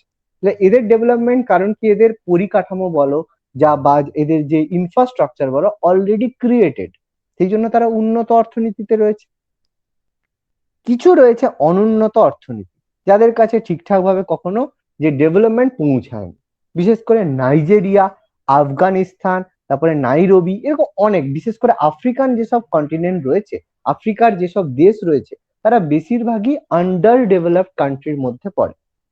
কিছু কিছু আবার দেশ আছে যারা উন্নতি করার চেষ্টা করছে, মানে তাদের ইনফ্রাস্ট্রাকচার না থাকলেও যথেষ্ট প্রাকৃতিক সম্পদ রয়েছে, লোকেরা শিক্ষিত হয়েছে, তারা আস্তে আস্তে ধীরে ধীরে ডেভেলপমেন্ট করতে চাইছে। তার মধ্যে আমরা ফেলতে পারি ইন্ডিয়া সবচেয়ে বড়, তারপরে চায়না, পাকিস্তান, এরা। তবে এর মধ্যে চায়না কিন্তু ধীরে ধীরে উন্নতর দিকে এগোচ্ছে, কিন্তু তবুও আমরা চায়নাকে কিন্তু এখনো ডেভেলপিং কান্ট্রির মধ্যে রেখেছি। তার একটা বড় কারণ হচ্ছে চায়নার হিউজ পপুলেশন। চায়না যদি পপুলেশন কন্ট্রোল করতে পারে, তাহলে কিন্তু চায়না ওয়ার্ল্ডের মধ্যে ডেভেলপ কান্ট্রির একদম টপে পৌঁছে যাবে। কারণ চায়নার একটা বড় জিনিস কি জানো, চায়নাতে বাড়িতে বাড়িতে ইন্ডাস্ট্রি রয়েছে। দেখবে প্রচুর জিনিস, চায়না গুডসের দাম দেখবে প্রচুর কম। প্রত্যেকে বাড়িতে বাড়িতে এমন এমন জিনিস বানায় যেগুলো আমাদের জন্য খুবই এফেক্টিভ। প্রত্যেক বাড়িতে বাড়িতে ইন্ডাস্ট্রি, ফলে কি তারা কিন্তু বাইরের কোনো দেশের সাথে ট্রেড না করলেও তাদের চলে যাবে। এই জন্য চায়নাকে মানে কাবু করা সব থেকে টাফ ব্যাপার। মানে চায়না দেখো, আমাদের যে আমাদের ইউনাইটেড নেশনস রয়েছে, জাতিসংঘ রয়েছে, ওয়ার্ল্ড হেলথ অর্গানাইজেশন রয়েছে, কিছু জায়গায় কিন্তু চায়না সবসময় দেখবে ঝামেলা করতেই থাকে। তার একটা বড় কারণ জানে যে চায়না জানে আমি নিজেই সর্বে সর্ব, আমার সাথে কেউ যদি ট্রেড নাও করে, আমি আমার দেশে সব নিজের মতো সব করে নিতে পারবো। এই কারণে চায়না ডেভেলপিং কান্ট্রি হলেও কিন্তু মানে পপুলেশনের কারণে অনেকটা পিছিয়ে পড়ে। ওকে, তাহলে এই উন্নত অনুন্নত অর্থনীতির কিছু বৈশিষ্ট্য আমরা ডিক্লেয়ার করব, কিছু বৈশিষ্ট্য সম্পর্কে আমরা আলোচনা করব। কি কি হতে পারে। যেটা উন্নত অর্থনীতি হবে, তাদের দেশের জাতীয় আয় বা ন্যাশনাল ইনকাম বেশি হবে। জাতীয় আয়টা অরিজিনালি কি, সেটা আমরা সেকেন্ড চ্যাপ্টারে টোটাল ডিসকাস করব। সোজা ভাষায়, মোদ্দা ভাষায়, একটা দেশ যে পরিমাণ যত টাকা আয় করে এক বছরে, সেটাকে আমরা সেই দেশের জাতীয় আয় বলবো। মানে ভারত এক বছরে যে টাকা ইনকাম করবে, আয় করবে, সেটা ভারতের জাতীয় আয়। পাকিস্তান এক বছরে যে টাকা আয় করবে, সেটা পাকিস্তানের জাতীয় আয়। তাহলে যেটা উন্নত অর্থনীতি হবে, তাদের আয়টা বেশি হবে। অনুন্নত অর্থনীতি হলে তার যে ইনকাম, জাতীয় আয়টা কম হবে। নেক্সট হচ্ছে মাথা পিছু আয়, যেটাকে আমরা বলবো পার ক্যাপিটা ইনকাম। তাহলে পার ক্যাপিটা ইনকাম কিভাবে পাবো, যত টাকা আয় করলে যতজন লোক রয়েছে। মানে দেখো, তুমি কোনো একটা জায়গায় 100 টাকা আয় করলে, তোমার এখানে লোক রয়েছে 10 জনের মধ্যে যদি ডিস্ট্রিবিউট করো, প্রত্যেকের মাথা পিছু 10 টাকা করে পড়বে। কিন্তু যদি 100 টাকা আয় করলে তোমার লোক রয়েছে 100 জন, তাহলে দেখো প্রত্যেকের মাথা পিছু 1 টাকা করে পড়লো, মানে মাথা পিছু আয় তখন কম হলো। তার মানে আমরা যদি পপুলেশন কন্ট্রোল করতে পারি, তাহলে আমাদের জাতীয় আয় সেম থাকলেও পার ক্যাপিটা ইনকাম বেশি হবে। এবার দেখো, প্রত্যেকের পার হেড যদি 10 টাকা করে আয় হয়, তাদের লাইফস্টাইল যেরকম হবে, পার হেড যদি 1 টাকা করে আয় হয়, লাইফস্টাইল নিশ্চয়ই বেটার হবে না, খারাপ হবে। তার মানে পার ক্যাপিটা ইনকামের উপর আমাদের লাইভলিহুড, আমাদের যে জীবনযাত্রার মান কিন্তু ডিপেন্ড করবে। আমরা এগুলো সম্পর্কে আবার ডিসকাস করবো নেক্সট চ্যাপ্টারে, কোনো অসুবিধা নেই। ওকে, যেগুলো উন্নত অর্থনীতি হবে, সেখানে কম শিশু মৃত্যুর হার হবে। যে আমাদের যে শিশু মৃত্যু হয়, দেখবে বিভিন্ন হাসপাতালে দেখবে মানে বাচ্চা জন্মাবার পরে কি হয় যে অনেকে দেখবে মারা যায়। তার একটা বড় কারণ কি থাকে বলতো, যে তাদের যে মা রয়েছে, মাদার রয়েছে, তাদের কিন্তু প্রপারলি তারা নিউট্রিশন পায় না, বা তারা কিন্তু প্রপারলি যে পুষ্টি সেটা যদি না পায়, তখন এই মানে ডেলিভারি হওয়ার সময় বাচ্চাদের মানে ডেথ হয়ে যায়। তাহলে যেসব দেশে অনুন্নত থাকবে সেখানকার মায়েরা প্রপার নিউট্রিশন পাবে না, ফলে শিশু মৃত্যুর হার কম হবে।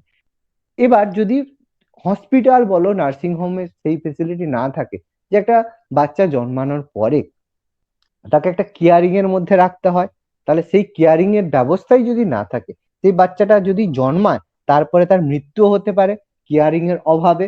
তাহলে সেইভাবে যেগুলো উন্নত অর্থনীতি হবে সেখানে শিশু মৃত্যুর হার কম হবে, আর অনুন্নত হলে শিশু মৃত্যুর হার বেশি হবে।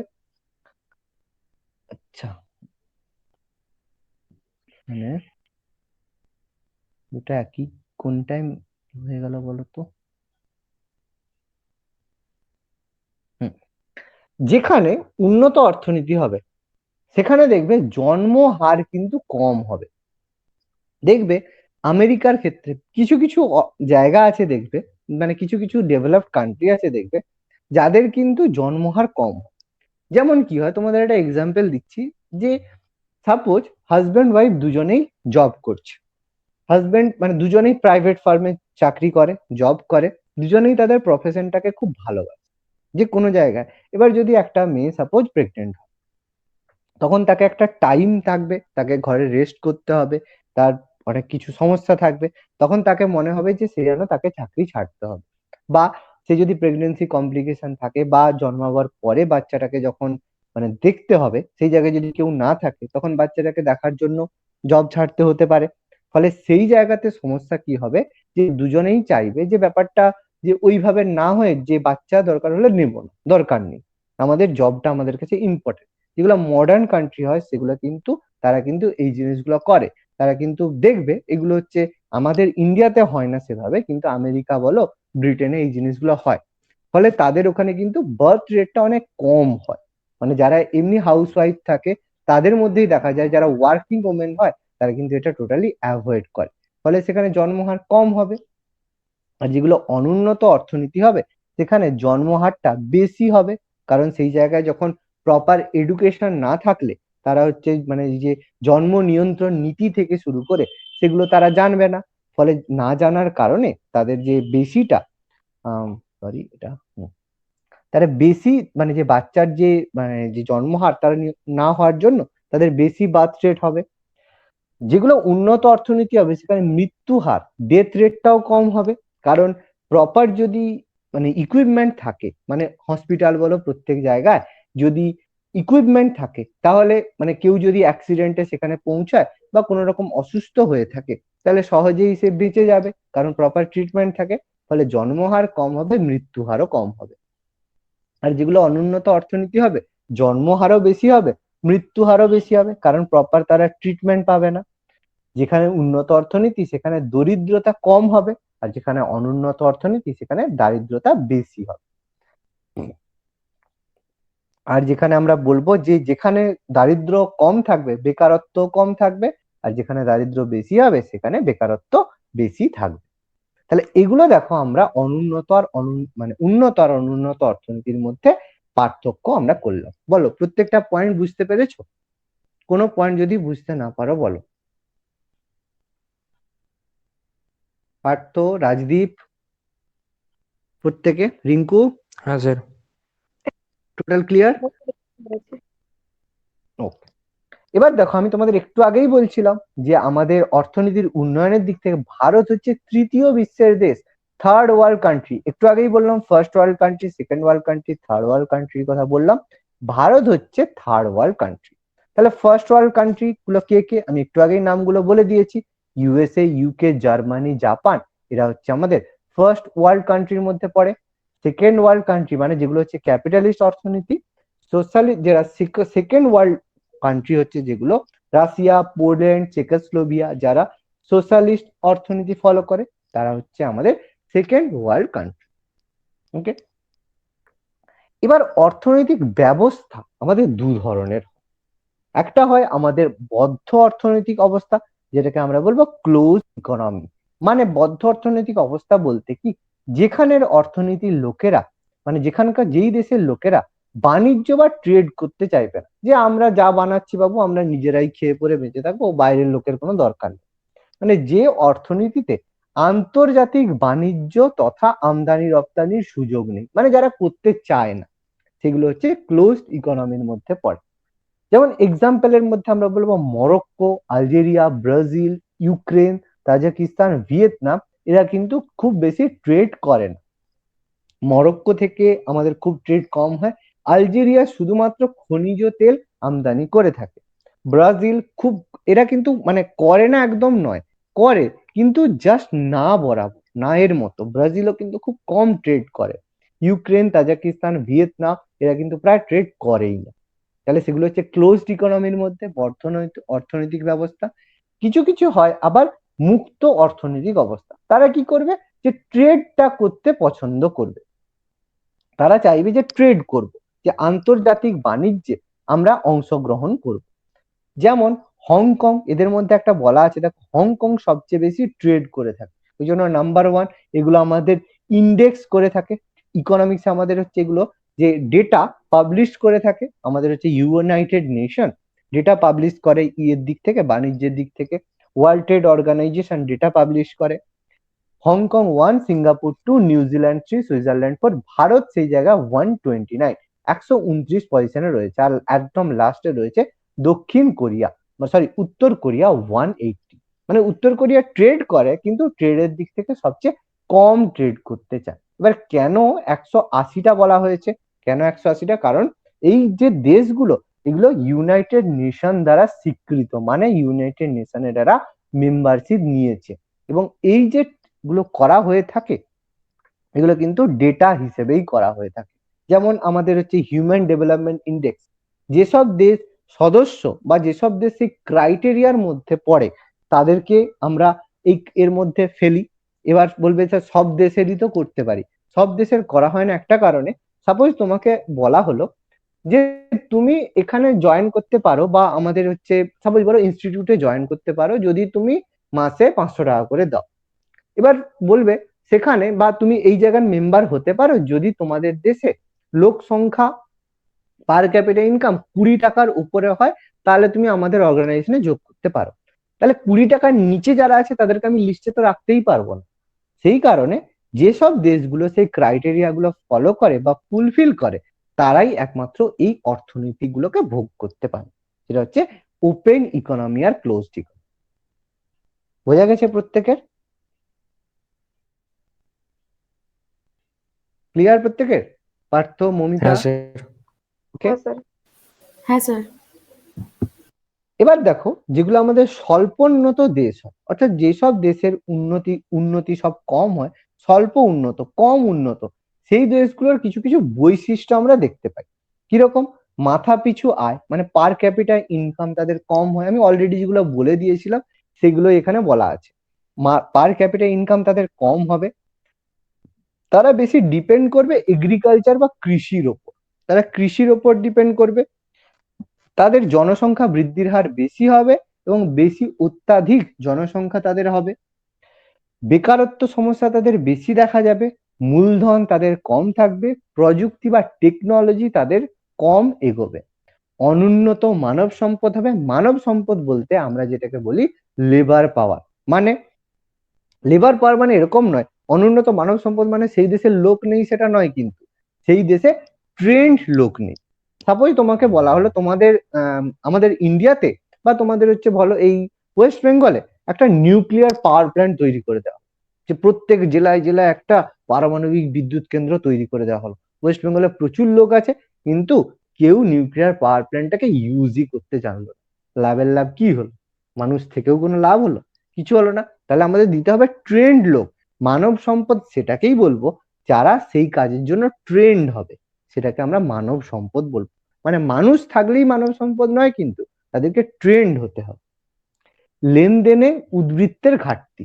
লেনদেনের উদ্বৃত্তের ঘাটতি বলতে, যে সাপোজ তুমি ট্রেড করতে গিয়ে, কোনো এক জায়গায় বাণিজ্য করতে গিয়ে 100 টাকার কিনলে, 100 টাকার কোনো জিনিস তুমি কিনলে, তাহলে তোমাকে বিক্রি করতে হবে 110 টাকা, নাহলে তুমি 10 টাকা লাভ কোথা থেকে দেবে? এবার তুমি যদি সেখানে 100 টাকার জিনিস কিনে 90 টাকার জিনিস বিক্রি করো, তাহলে তোমার 10 টাকা তো ডেফিসিট থাকবে। তাহলে যেগুলো অনুন্নত দেশ হবে তারা সবসময় ডেফিসিট বা ঘাটতি থাকবে লেনদেন করার ফলে। লেনদেনের পরে তাদের উদ্বৃত্ত যেটা হবে সেটা কম হবে অথবা হবেই না।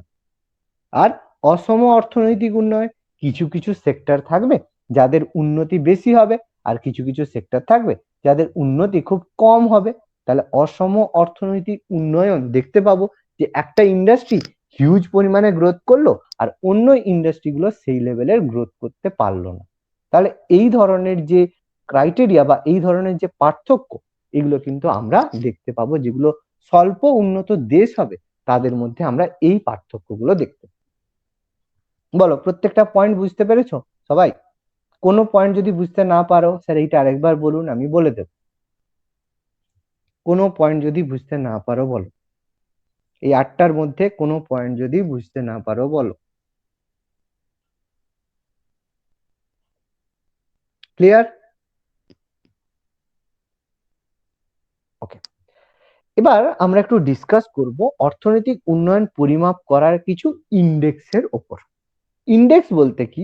সাপোজ তোমাকে বলা হলো যে আমাদের দেশে বা আমাদের এই যে এখানে যে তোমাকে বলা হলো একটা জিনিস হচ্ছে, বললো এ ভালো ছেলে, ও খারাপ ছেলে।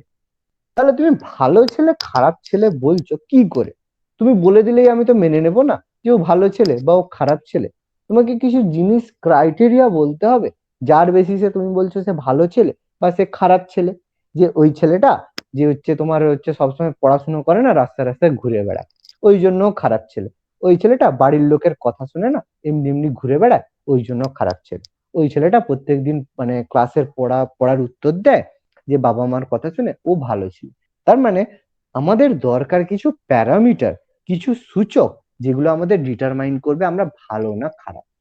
সেই রকম কোনো একটা দেশ বা কোনো একটা অর্থনীতি উন্নত কিনা বা তার উন্নয়নটাকে পরিমাপ করার জন্য আমাদের দরকার কিছু নির্দেশক বা প্যারামিটার, যেগুলো আমাদের ডিটারমাইন করবে সেই দেশ উন্নত না অনুন্নত। এরকম দুটো ইন্ডেক্স আমাদেরকে জানতে হবে। নাম্বার ওয়ান, যেটা হচ্ছে physical quality of life index, যেটাকে বলা হয় PQLI।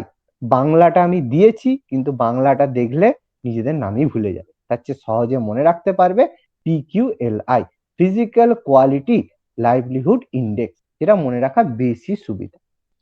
এটা 1979-এ 1979 সালে এমডি মরিস বলে একজন আমাদের অর্থনীতিবিদ রয়েছেন, তিনি হচ্ছে রাশিয়ান অর্থনীতিবিদ।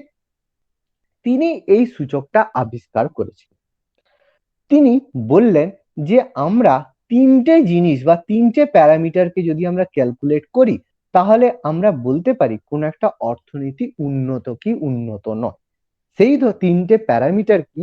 সেগুলো হচ্ছে তিনটে সামাজিক নির্দেশক। তিনটে সামাজিক নির্দেশককে সংযোজিত করে, তিনটে সামাজিক নির্দেশক যে রয়েছে সেগুলোকে তিনি সংযোজিত করে বা কালেক্ট করে একসাথে আমাদের এই সূচকটা তৈরি করলেন। সেই তিনটে প্যারামিটার কি কি? সেই তিনটে প্যারামিটার হচ্ছে, নাম্বার ওয়ান, সেটা হচ্ছে লাইফ এক্সপেক্টেন্সি। আমি দেখো প্রত্যেকটার বাংলা দিয়েছি, কিন্তু সবসময় তোমাদের একটা কথা বলবো, তোমরা কিন্তু বাংলাগুলোর দিকে বেশি ফোকাস করো না। কারণ কি বলতো, এই লাইফ এক্সপেক্টেন্সিকে বিভিন্ন জায়গায় বিভিন্ন ভাবে লিখবে, প্রপার এর কোনো মানে বা বাংলায় মানে হয় না। এগুলো আমরা শুধুমাত্র কিছু কিছু জায়গায় এগুলোকে বলে থাকি বলে এই জায়গায় এটাকে ইউজ করা। জেনারেলি লাইফ এক্সপেক্টেন্সি হচ্ছে যে প্রথম বছরের জীবনকালীন প্রত্যাশা। মানে বাংলা দেখে কিছু বুঝতে পারছো? পারতো মৌমিতা? এর মানে কিছু বুঝতে পারলে? কার ইকোনমিক্স ছিল মৌমিতা? বলো, এর মানে কিছু বুঝতে পারলে? কি মনে হচ্ছে বলো? সেটা বুঝতে পারছি না। মানে জন্মহার, মানে জন্ম, যতটা জন্ম। একটু একটু কাছাকাছি গিয়েছে, আরেকটু যাক আরেকটু যাক আরেকটু যাক, কাছাকাছি গিয়েছে, বলো। মানে যতটা হবার কথা ছিল সেটা হয়েছে বা হয়নি, এরকম কিছু। আরেকটু কাছাকাছি গিয়েছে, মানে গিয়েছে কিন্তু টোটালি গেল না। স্যার আপনি বলে দিন।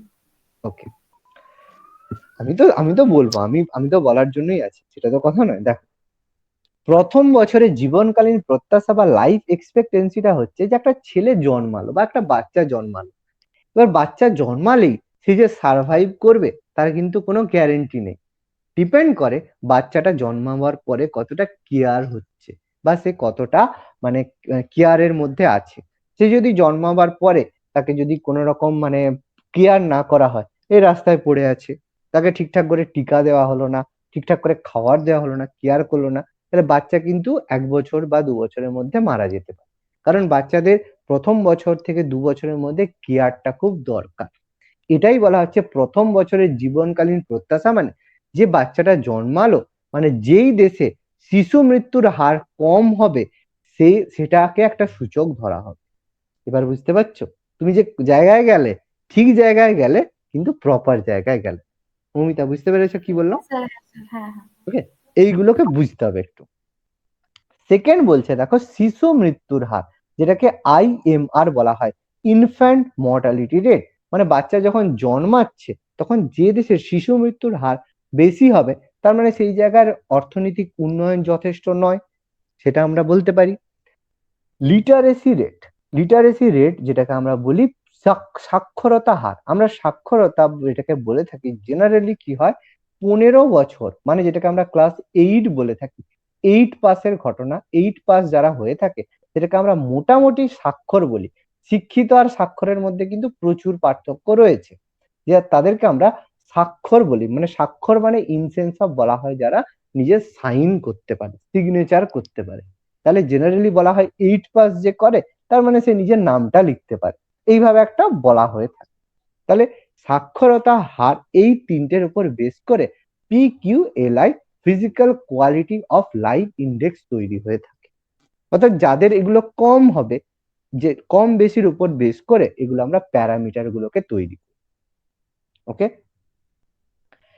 নেক্সট আরেকটা ইন্ডেক্স যেটা সবচেয়ে বেশি পপুলার, যেটা সব থেকে বেশি পপুলার এবং সব থেকে বেশি ইউজফুল, সেটা হচ্ছে হিউম্যান ডেভেলপমেন্ট ইন্ডেক্স, যেটাকে বলা হয় HDI, হিউম্যান ডেভেলপমেন্ট ইন্ডেক্স।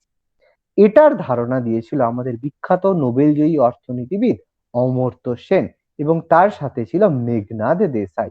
এদের দুজনের বিখ্যাত যে একটা থিওরি, সেটা ছিল হিউম্যান ডেভেলপমেন্ট ইন্ডেক্স। এই হিউম্যান ডেভেলপমেন্ট ইন্ডেক্স তৈরি হয়েছিল 1990 সালে, 1990 সালে আমাদের যে জাতিসংঘ, আমি বলেছিলাম সম্মিলিত জাতিপুঞ্জ বা জাতিসংঘ, UNDP, United Nation Development Programme, UNDP এর তত্ত্বাবধানে অমর্ত্য সেন এবং মেঘনাদ দেসাই এটা তৈরি করেছিল। এবং তখন UNDPর হেড ছিল, যে প্রধান ছিল, সেটা ছিল মেহবুব উল হক। তার তত্ত্বাবধানে অমর্ত্য সেন এবং মেঘনাদ দেসাই এটা তৈরি করেছিল। তৈরির পেছনে আমাদের অমর্ত্য সেনের অবদান সব থেকে বেশি ছিল। আচ্ছা, সৌমিতা ঘোষ কি হলো? আচ্ছা, হিউম্যান ডেভেলপমেন্ট ইন্ডেক্স তিনটে বিষয়ের উপর নির্ভর করে থাকে, জেনারেলি ডিপেন্ড করে তিনটে বিষয়ের উপর। দেখো, সেম আছে, দেখো প্রথম দেখো বলা আছে লাইফ এক্সপেক্টেন্সি, কিন্তু এখানে লাইফ এক্সপেক্টেন্সি দেখো এখানেও ছিল, কিন্তু এর লাইফ এক্সপেক্টেন্সির মধ্যে পার্থক্য কি? এটা বলেছে প্রথম বছরে জীবনকালীন প্রত্যাশা, এটা বলেছে দীর্ঘ ও সুস্থ জীবন আয়ুষ্কাল, মানে যে দেশের লোকেরা বেশি লং টার্ম বাঁচবে সেই দেশের HDI আমরা ক্যালকুলেট করব। মানে তার মানে দেখেছো, লাইফ এক্সপেক্টেন্সিকে বিভিন্ন জায়গায় বিভিন্ন রকম ভাবে এক্সপ্লেন করছে। ব্যাপারটা বুঝতে পারলে? এই জন্য বললাম ইংলিশটা মনে রাখার সুবিধা, বাংলার মধ্যে গেলে একটু সমস্যায় পড়বে। এখানে দেখো বলেছে লিটারেসি রেট, 15 বছরের সাক্ষরতা, এখানে বলেছে এডুকেশন বা জ্ঞান, মানে যে দেশের লোকের জ্ঞান বা এডুকেশনটা বেশি হবে, মানে সেই সব দেশের বেশিরভাগ লোক গ্রাজুয়েট হবে বা শিক্ষাগত যোগ্যতা বেশি থাকবে, তাদের হিউম্যান ডেভেলপমেন্ট ইন্ডেক্স বেশি হবে। আর নাম্বার 3 হচ্ছে উন্নত জীবনযাত্রা এবং জীবনযাত্রার মান, সেটাকে আমরা বলবো তিনটে ভাগে, সেটাকে আমরা দুটো প্যারামিটারে বলতে পারি, PPP বা PCI। PPP মানে পারচেজিং পাওয়ার প্যারিটি, মানে ক্রয় ক্ষমতা। সাপোজ তুমি যদি আজকে মান্থলি 5,000 টাকা ইনকাম করো, তাহলে নিশ্চয়ই তুমি বিএমডাব্লিউ গাড়ি কেনার স্বপ্ন দেখবে না।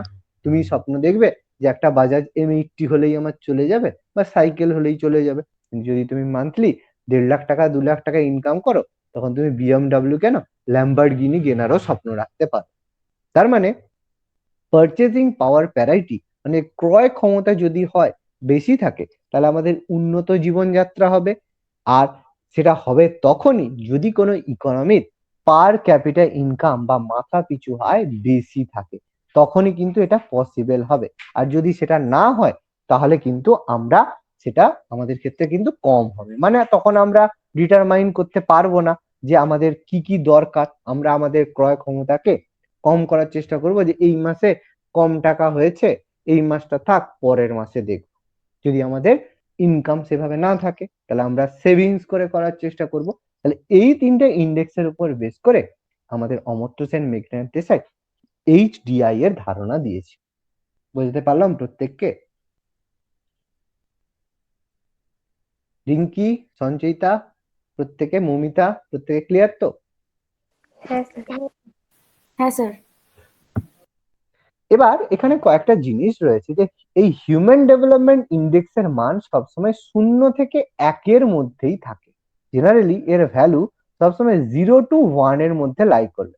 একটা জিনিসের নাম বলো তো যার ভ্যালু 0 থেকে 1 মধ্যে থাকে, ঝটপট। অন্য কিছু জিনিসের নাম বলো, প্রত্যেকেই জানো। প্রবাবিলিটি পড়োনি কোনোদিন? প্রবাবিলিটি নাম শুনেছো? হ্যাঁ স্যার। আচ্ছা, যাই হোক, হিউম্যান ডেভেলপমেন্ট ইন্ডেক্সের মান সবসময় 0 থেকে 1 মধ্যে থাকে। আর হিউম্যান ডেভেলপমেন্ট ইন্ডেক্স করা হয়, ডিটারমাইন করা হয় 189টা দেশের মধ্যে। ভেরি ভেরি ইম্পর্টেন্ট ইনফরমেশন, যে কতগুলো দেশের মধ্যে হিউম্যান ডেভেলপমেন্ট ইন্ডেক্স করা হয়। 189টা দেশের মধ্যে হিউম্যান ডেভেলপমেন্ট ইন্ডেক্স করা হয়। এটা হচ্ছে তিনটে যে নির্দেশকের কথা বললাম, এই যে তিনটে নির্দেশক, লাইফ এক্সপেক্টেন্সি, এডুকেশন আর পারচেজিং পাওয়ার প্যারিটি, এই তিনটার জিওমেট্রিক মিন।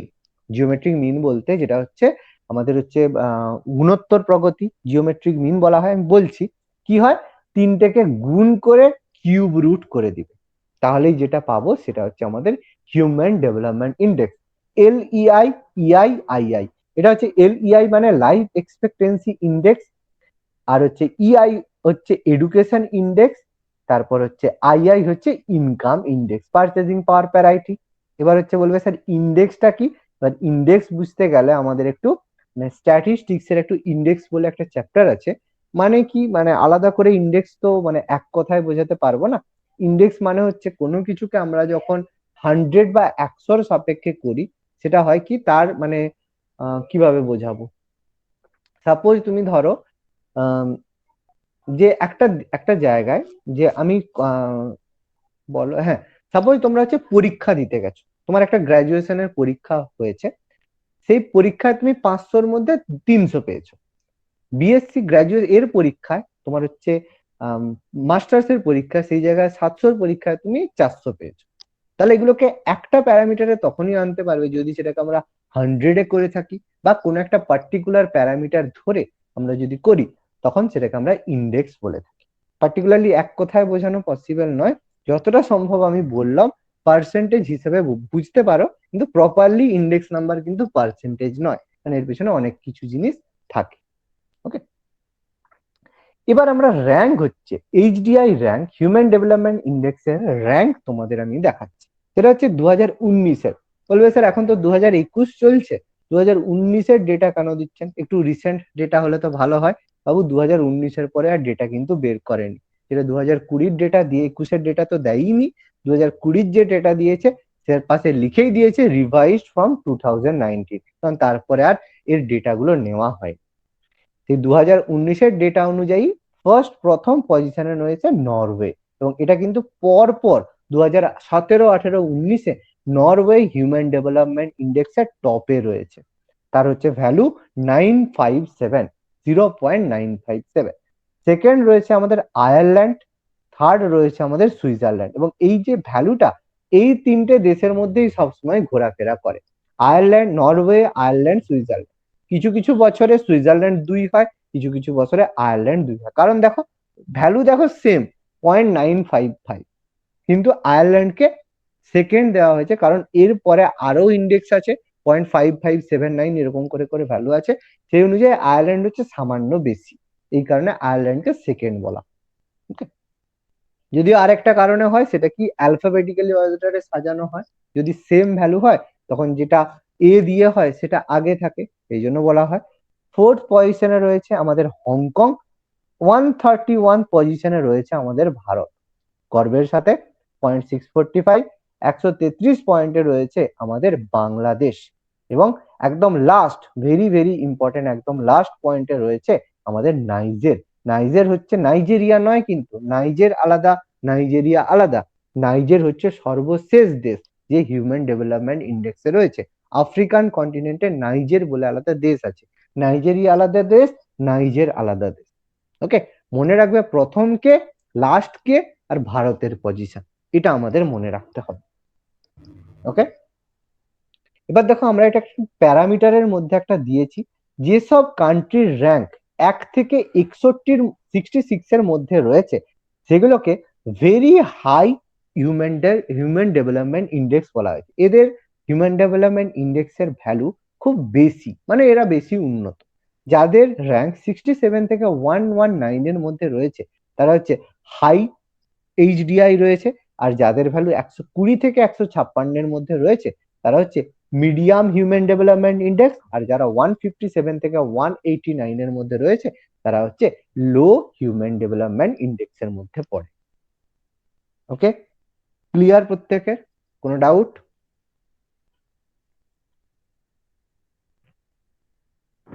ক্লিয়ার তো? হ্যাঁ স্যার। ওকে, আর একটু, আর 10 মিনিট একটু নেব, কারণ আমি চাইছি এই টপিকটা শেষ করে দিতে। একটু ধৈর্য ধরে বসো। লাস্ট আর দুটো তত্ত্ব আছে, মানে জাস্ট কিছু জিনিস আছে, দুটো জিনিস আছে এই প্রাইমারি সেক্টর, এই সেক্টরগুলো বললেই আমাদের কমপ্লিট হয়ে যাবে। একটা থিওরি আছে, সেটা হচ্ছে ট্রিকল ডাউন হাইপোথিসিস, যেটাকে বলা হয় চুইয়ে পড়া তত্ত্ব। জিনিসটা কি? খুবই সিম্পল। কিছু কিছু ইকোনমিক্স এর ক্ষেত্রে বলা হয় যে, যেমন আমাদের ডেভেলপমেন্ট হয়, আমি বলেছিলাম যে একটা উন্নত অর্থনীতি হয়, একটা অনুন্নত অর্থনীতি হয়।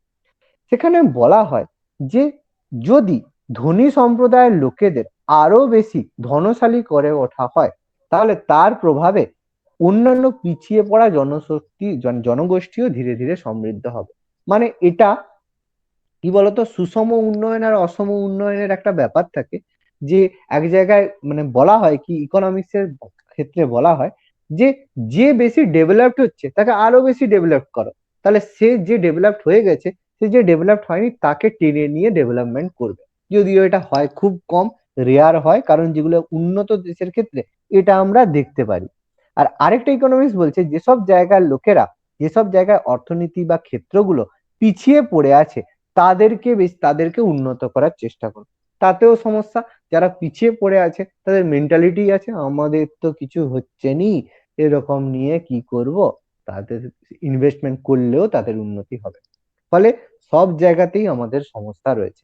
এই চুইয়ে পড়া তত্ত্ব এটাই বলছে অ্যাডাম স্মিথ তার an enquiry into the nature and causes of the wealth of the nation বইটা আমি প্রথম লাইনেই লিখে দিয়েছিলাম।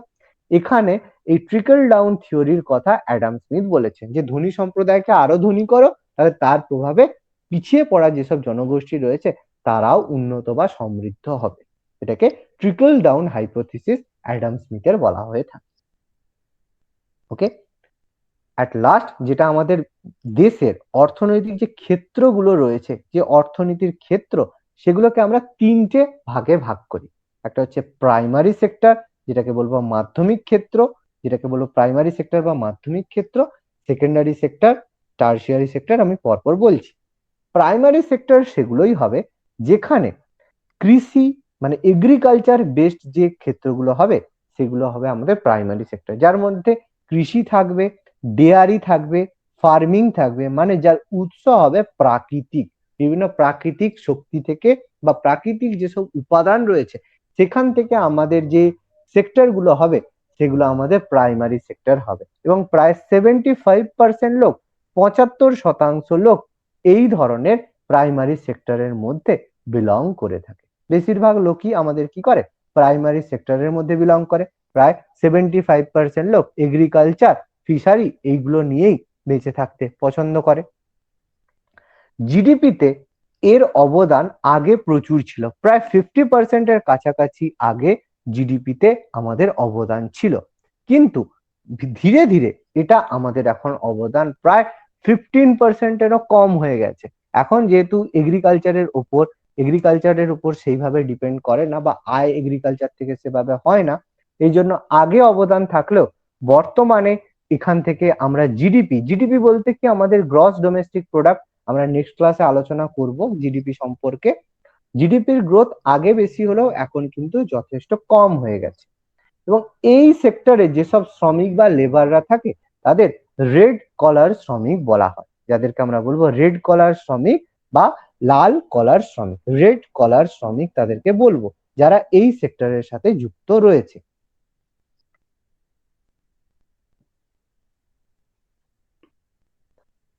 আচ্ছা, এবার সেকেন্ডারি সেক্টর কি? যেসব সেক্টরে, দিলেই হবে, সুবিধা নেই।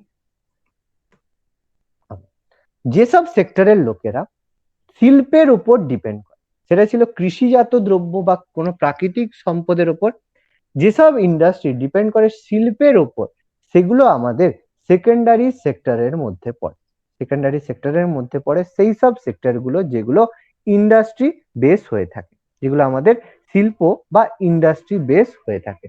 যেমন আমাদের এই যে গাড়ি, মানে গাড়ি তৈরির কারখানা, বা যে কোনো ইন্ডাস্ট্রি শিল্প, লৌহ ইস্পাত শিল্প, এগুলো সব আমাদের সেকেন্ডারি সেক্টর বলবো। এবং এই সেক্টরের সাথে যুক্ত যেসব শ্রমিকরা হবে তাদেরকে আমরা বলবো যে ব্লু কালার ওয়ার্কার। ওকে। আর যারা টার্সিয়ারি সেক্টর বা সেবা ক্ষেত্রের সাথে যুক্ত হবে, সেবা ক্ষেত্র মানে কি, যেমন ব্যাংকিং, ট্যুরিজম, তাহলে এই জায়গাগুলোতে তুমি এখান থেকে দিল্লি গেলে, দিল্লি গিয়ে তুমি একটা ভাড়া দিয়ে গেলে, দিল্লিতে নেমে তুমি বলবে আমি যে টাকাটা দিলাম আমাকে ফেরত দাও, কারণ আমি তো কিছু পেলাম না, অ্যাজ এ প্রোডাক্ট হিসেবে কিছু কি পেলাম, কিছু পেলাম না। কিন্তু প্রাইমারি সেক্টরে তুমি একটা এগ্রিকালচার থেকে গুডস পাবে, ডেয়ারি থেকে, ফার্মিং থেকে গুডস পাবে, ইন্ডাস্ট্রি থেকে তুমি গুডস পাবে, কিন্তু টার্সিয়ারি সেক্টর থেকে তুমি কি পাবে, সেবা পাবে। ব্যাংকের থেকে তোমার যে টাকা কাটে, ট্যুরিজমে তুমি ঘুরতে গেলে প্রাকৃতিক সৌন্দর্য দেখে চলে এলে, ইন্স্যুরেন্সে তুমি যদি মরে যাও তাহলে টাকা পাবে, হসপিটালে গেলে সেখানে হচ্ছে সার্ভিস তোমাকে দিল, রেলে এক জায়গা থেকে আরেক জায়গায় গেলে, মোবাইলে তুমি কথা বললে, প্রোডাক্ট কি কিছু পেলে, কিছু পেলে না, তাহলে সেইগুলো আমাদের সেবা ক্ষেত্র বা টার্সিয়ারি সেক্টরের মধ্যে পড়বে। এবং এই টার্সিয়ারি সেক্টর বর্তমানে পৃথিবীর সবচেয়ে দ্রুত বর্ধনশীল সেক্টর, যেটা সব থেকে বেশি আমাদের ডেভেলপমেন্ট হচ্ছে, এবং এর অবদান জিডিপিতে সবচেয়ে বেশি, 55%-এর কাছাকাছি জিডিপিতে অবদান রাখে টার্সিয়ারি সেক্টর, কারণ এর মধ্যে আইটি সেক্টর পড়ে থাকে, এবং আইটি সেক্টর বর্তমানে পৃথিবীর সবচেয়ে দ্রুত বর্ধনশীল ইনফরমেশন টেকনোলজি, এবং উন্নত দেশের বেশিরভাগ লোক এই সেক্টরে কাজ করে থাকে। এবং এই সেক্টরে যেসব শ্রমিক যুক্ত থাকে তাদেরকে আমরা সাদা কলার শ্রমিক বা হোয়াইট কলার ওয়ার্কার বলে থাকি। ওকে। প্রাইমারি সেক্টরের ক্ষেত্রে লাস্ট, প্রাইমারি সেক্টর জিডিপিতে সবচেয়ে কম অংশ শেয়ার করে থাকে, আর টার্সিয়ারি সেক্টর জিডিপিতে সবচেয়ে বেশি শেয়ার করে থাকে। সেই অনুযায়ী আমি একটা ভাগ দিয়েছি, সেক্টর শেয়ার টুয়ার্ডস জিডিপি, অর্থাৎ জিডিপিতে কোন সেক্টর সব থেকে বেশি অবদান রাখে, টার্সিয়ারি সব থেকে বেশি অবদান, তারপরে সেকেন্ডারি, তারপর প্রাইমারি, আর sector sharing by working force, মানে বেশি লোক কোথায় নিযুক্ত থাকে। প্রথম প্রাইমারি সেক্টরে বেশি লোক নিযুক্ত থাকে, টার্সিয়ারি সেক্টরে তার চেয়ে কম, এবং সবার লাস্টে সেকেন্ডারি সেক্টর। তো এই হিসাবে আমরা ভাগগুলো করে থাকি। ওকে, দেখো এখানে আমাদের ইন্ট্রোডাকশন চ্যাপ্টার টোটালি ইকোনমিক্স এর আমরা কমপ্লিট করলাম। বলো, ইকোনমিক্স কিছু বুঝতে পারলে, না মনে হলো খুব কঠিন সাবজেক্ট? মৌমিতা, পার্থ, রাজদীপ, রিঙ্কু, প্রত্যেকে স্যার বোঝা যাচ্ছে। একটু একটু বোঝা যাচ্ছে? ভয় লাগছিল, ভয় লাগছিল, এখন আস্তে আস্তে একটু ভয় কম হচ্ছে, হ্যাঁ স্যার। মনে হচ্ছে পারা যাবে, তাই তো? কি মনে হচ্ছে, পারা যাবে তো? হ্যাঁ স্যার, পারা যাবে। হুম। তাহলে এবার আমরা হচ্ছে পরের দিন জিডিপি তে ঢুকবো, তখন বুঝতে পারবো কতটা পারা যায়। এবং আমরা মেইন চ্যাপ্টারে যখন ঢুকবো আমি বলে দেবো যে কোন চ্যাপ্টার থেকে আমরা ইকোনমিক্স পড়বো, তখন দেখবো কতটা বোঝা যায়। এবং এই জন্য বলছি, বারবার বলছি, এই ইন্ট্রোডাকশন চ্যাপ্টারটা ভালো করে আমি পিডিএফ দিয়ে দিচ্ছি, আজকেই দিয়ে দেবো, একটু রাত্রের দিকে পেয়ে যাবে। ভালো করে পড়ো, বোঝো, যা সমস্যা হবে আমাকে জিজ্ঞেস করবে, এখনো যদি সমস্যা মনে হয় জিজ্ঞেস করো, পড়ার পরে সমস্যা হলেও জিজ্ঞেস করবে। ভালো করে জিনিসটা বোঝো, না বুঝলে কিন্তু ইকোনমিক্স এর পরের চ্যাপ্টার যখন ঢুকবো, ফাইন্যান্সিয়াল সিস্টেমে যখন ঢুকবো, অর্থনৈতিক ব্যবস্থা, মাথা খারাপ হয়ে যাবে। তাহলে সেই জায়গাগুলো বুঝতে পারবে তো। কোশ্চেন আছে বলো বলো বলো বলো বলো। স্যার, বলছি যে যারা এগ্রিকালচার ডিপার্টমেন্টে জব করে তাদের তাদের কোন সেক্টর? জব করে, আচ্ছা চাকরি বলছো, জবের ক্ষেত্রে সেটা আমাদের হচ্ছে টার্সিয়ারি সেক্টরে জব। চাকরিটাকে মানে সেক্টর হিসেবে আমরা বলতে পারবো না, মানে সেক্টর বলবো টার্সিয়ারি সেক্টর মানে সেবা দিচ্ছে। কিন্তু স্যার এগ্রিকালচার এগ্রিকালচার ডিপার্টমেন্টে তো ওই চাষবাসী এইসব নিয়েই তো করতে হয়। করতে হয়, কিন্তু যারা এগ্রিকালচার ডিপার্টমেন্টে কাজ করে তারা কি চাষ করতে যায়? তারা হ্যাঁ, চাষের হচ্ছে, তাই না? মানে যারা ডাইরেক্ট কৃষির সাথে যুক্ত, ডেয়ারির সাথে যুক্ত, তাদেরকে আমরা প্রাইমারি সেক্টরে বলবো। কিন্তু যারা এই জবের সাথে যুক্ত, তারা কি কিছু প্রোডাক্ট দিচ্ছে? এই ধরো এগ্রিকালচার ডিপার্টমেন্টে যে মানে এডিও আছে, তাহলে এডিও কি কোনো প্রোডাক্ট দিচ্ছে তোমাদের? ধান চাষ করে কি সবাইকে ঘরে ঘরে পৌঁছে দিয়ে আসছে, না ধান বিক্রি করছে? না স্যার, তো টার্সারি সেক্টর। অবশ্যই সেগুলো টার্সিয়ারি সেক্টরে পড়বে। এগুলো আমরা প্রোডাক্ট হিসেবে করছি। যে কোনো জব অবশ্যই টার্সিয়ারি সেক্টর, কারণ তারা সার্ভিস দিচ্ছে, বুঝা গেছে? সে এগ্রিকালচার হোক বা তুমি হচ্ছে টিসিএস, মানে আমাদের টিসিএস এর কাজ বললে টার্সিয়ারি সেক্টর। যে কোনো ইন্ডাস্ট্রিতে কাজ বা এগ্রিকালচার যেখানেই কাজ হোক, তুমি যতক্ষণ না প্রোডাক্ট উৎপন্ন করে বিক্রি করছো, ততক্ষণ তুমি প্রাইমারি বা সেকেন্ডারি সেক্টরে আসতে পারবে। বুঝা গেছে? বলো, আর কারো ডাউট কোনো? ধন্যবাদ ভিডিওটি দেখার জন্য। আমাদের ভিডিওটি কেমন লাগলো অবশ্যই কমেন্ট বক্সে জানাবেন এবং পরবর্তী ক্লাসের এই ধরনের ভিডিও পেতে অবশ্যই আমাদের চ্যানেল এমআইসিএস এডুকেশন সাবস্ক্রাইব করবেন। ধন্যবাদ।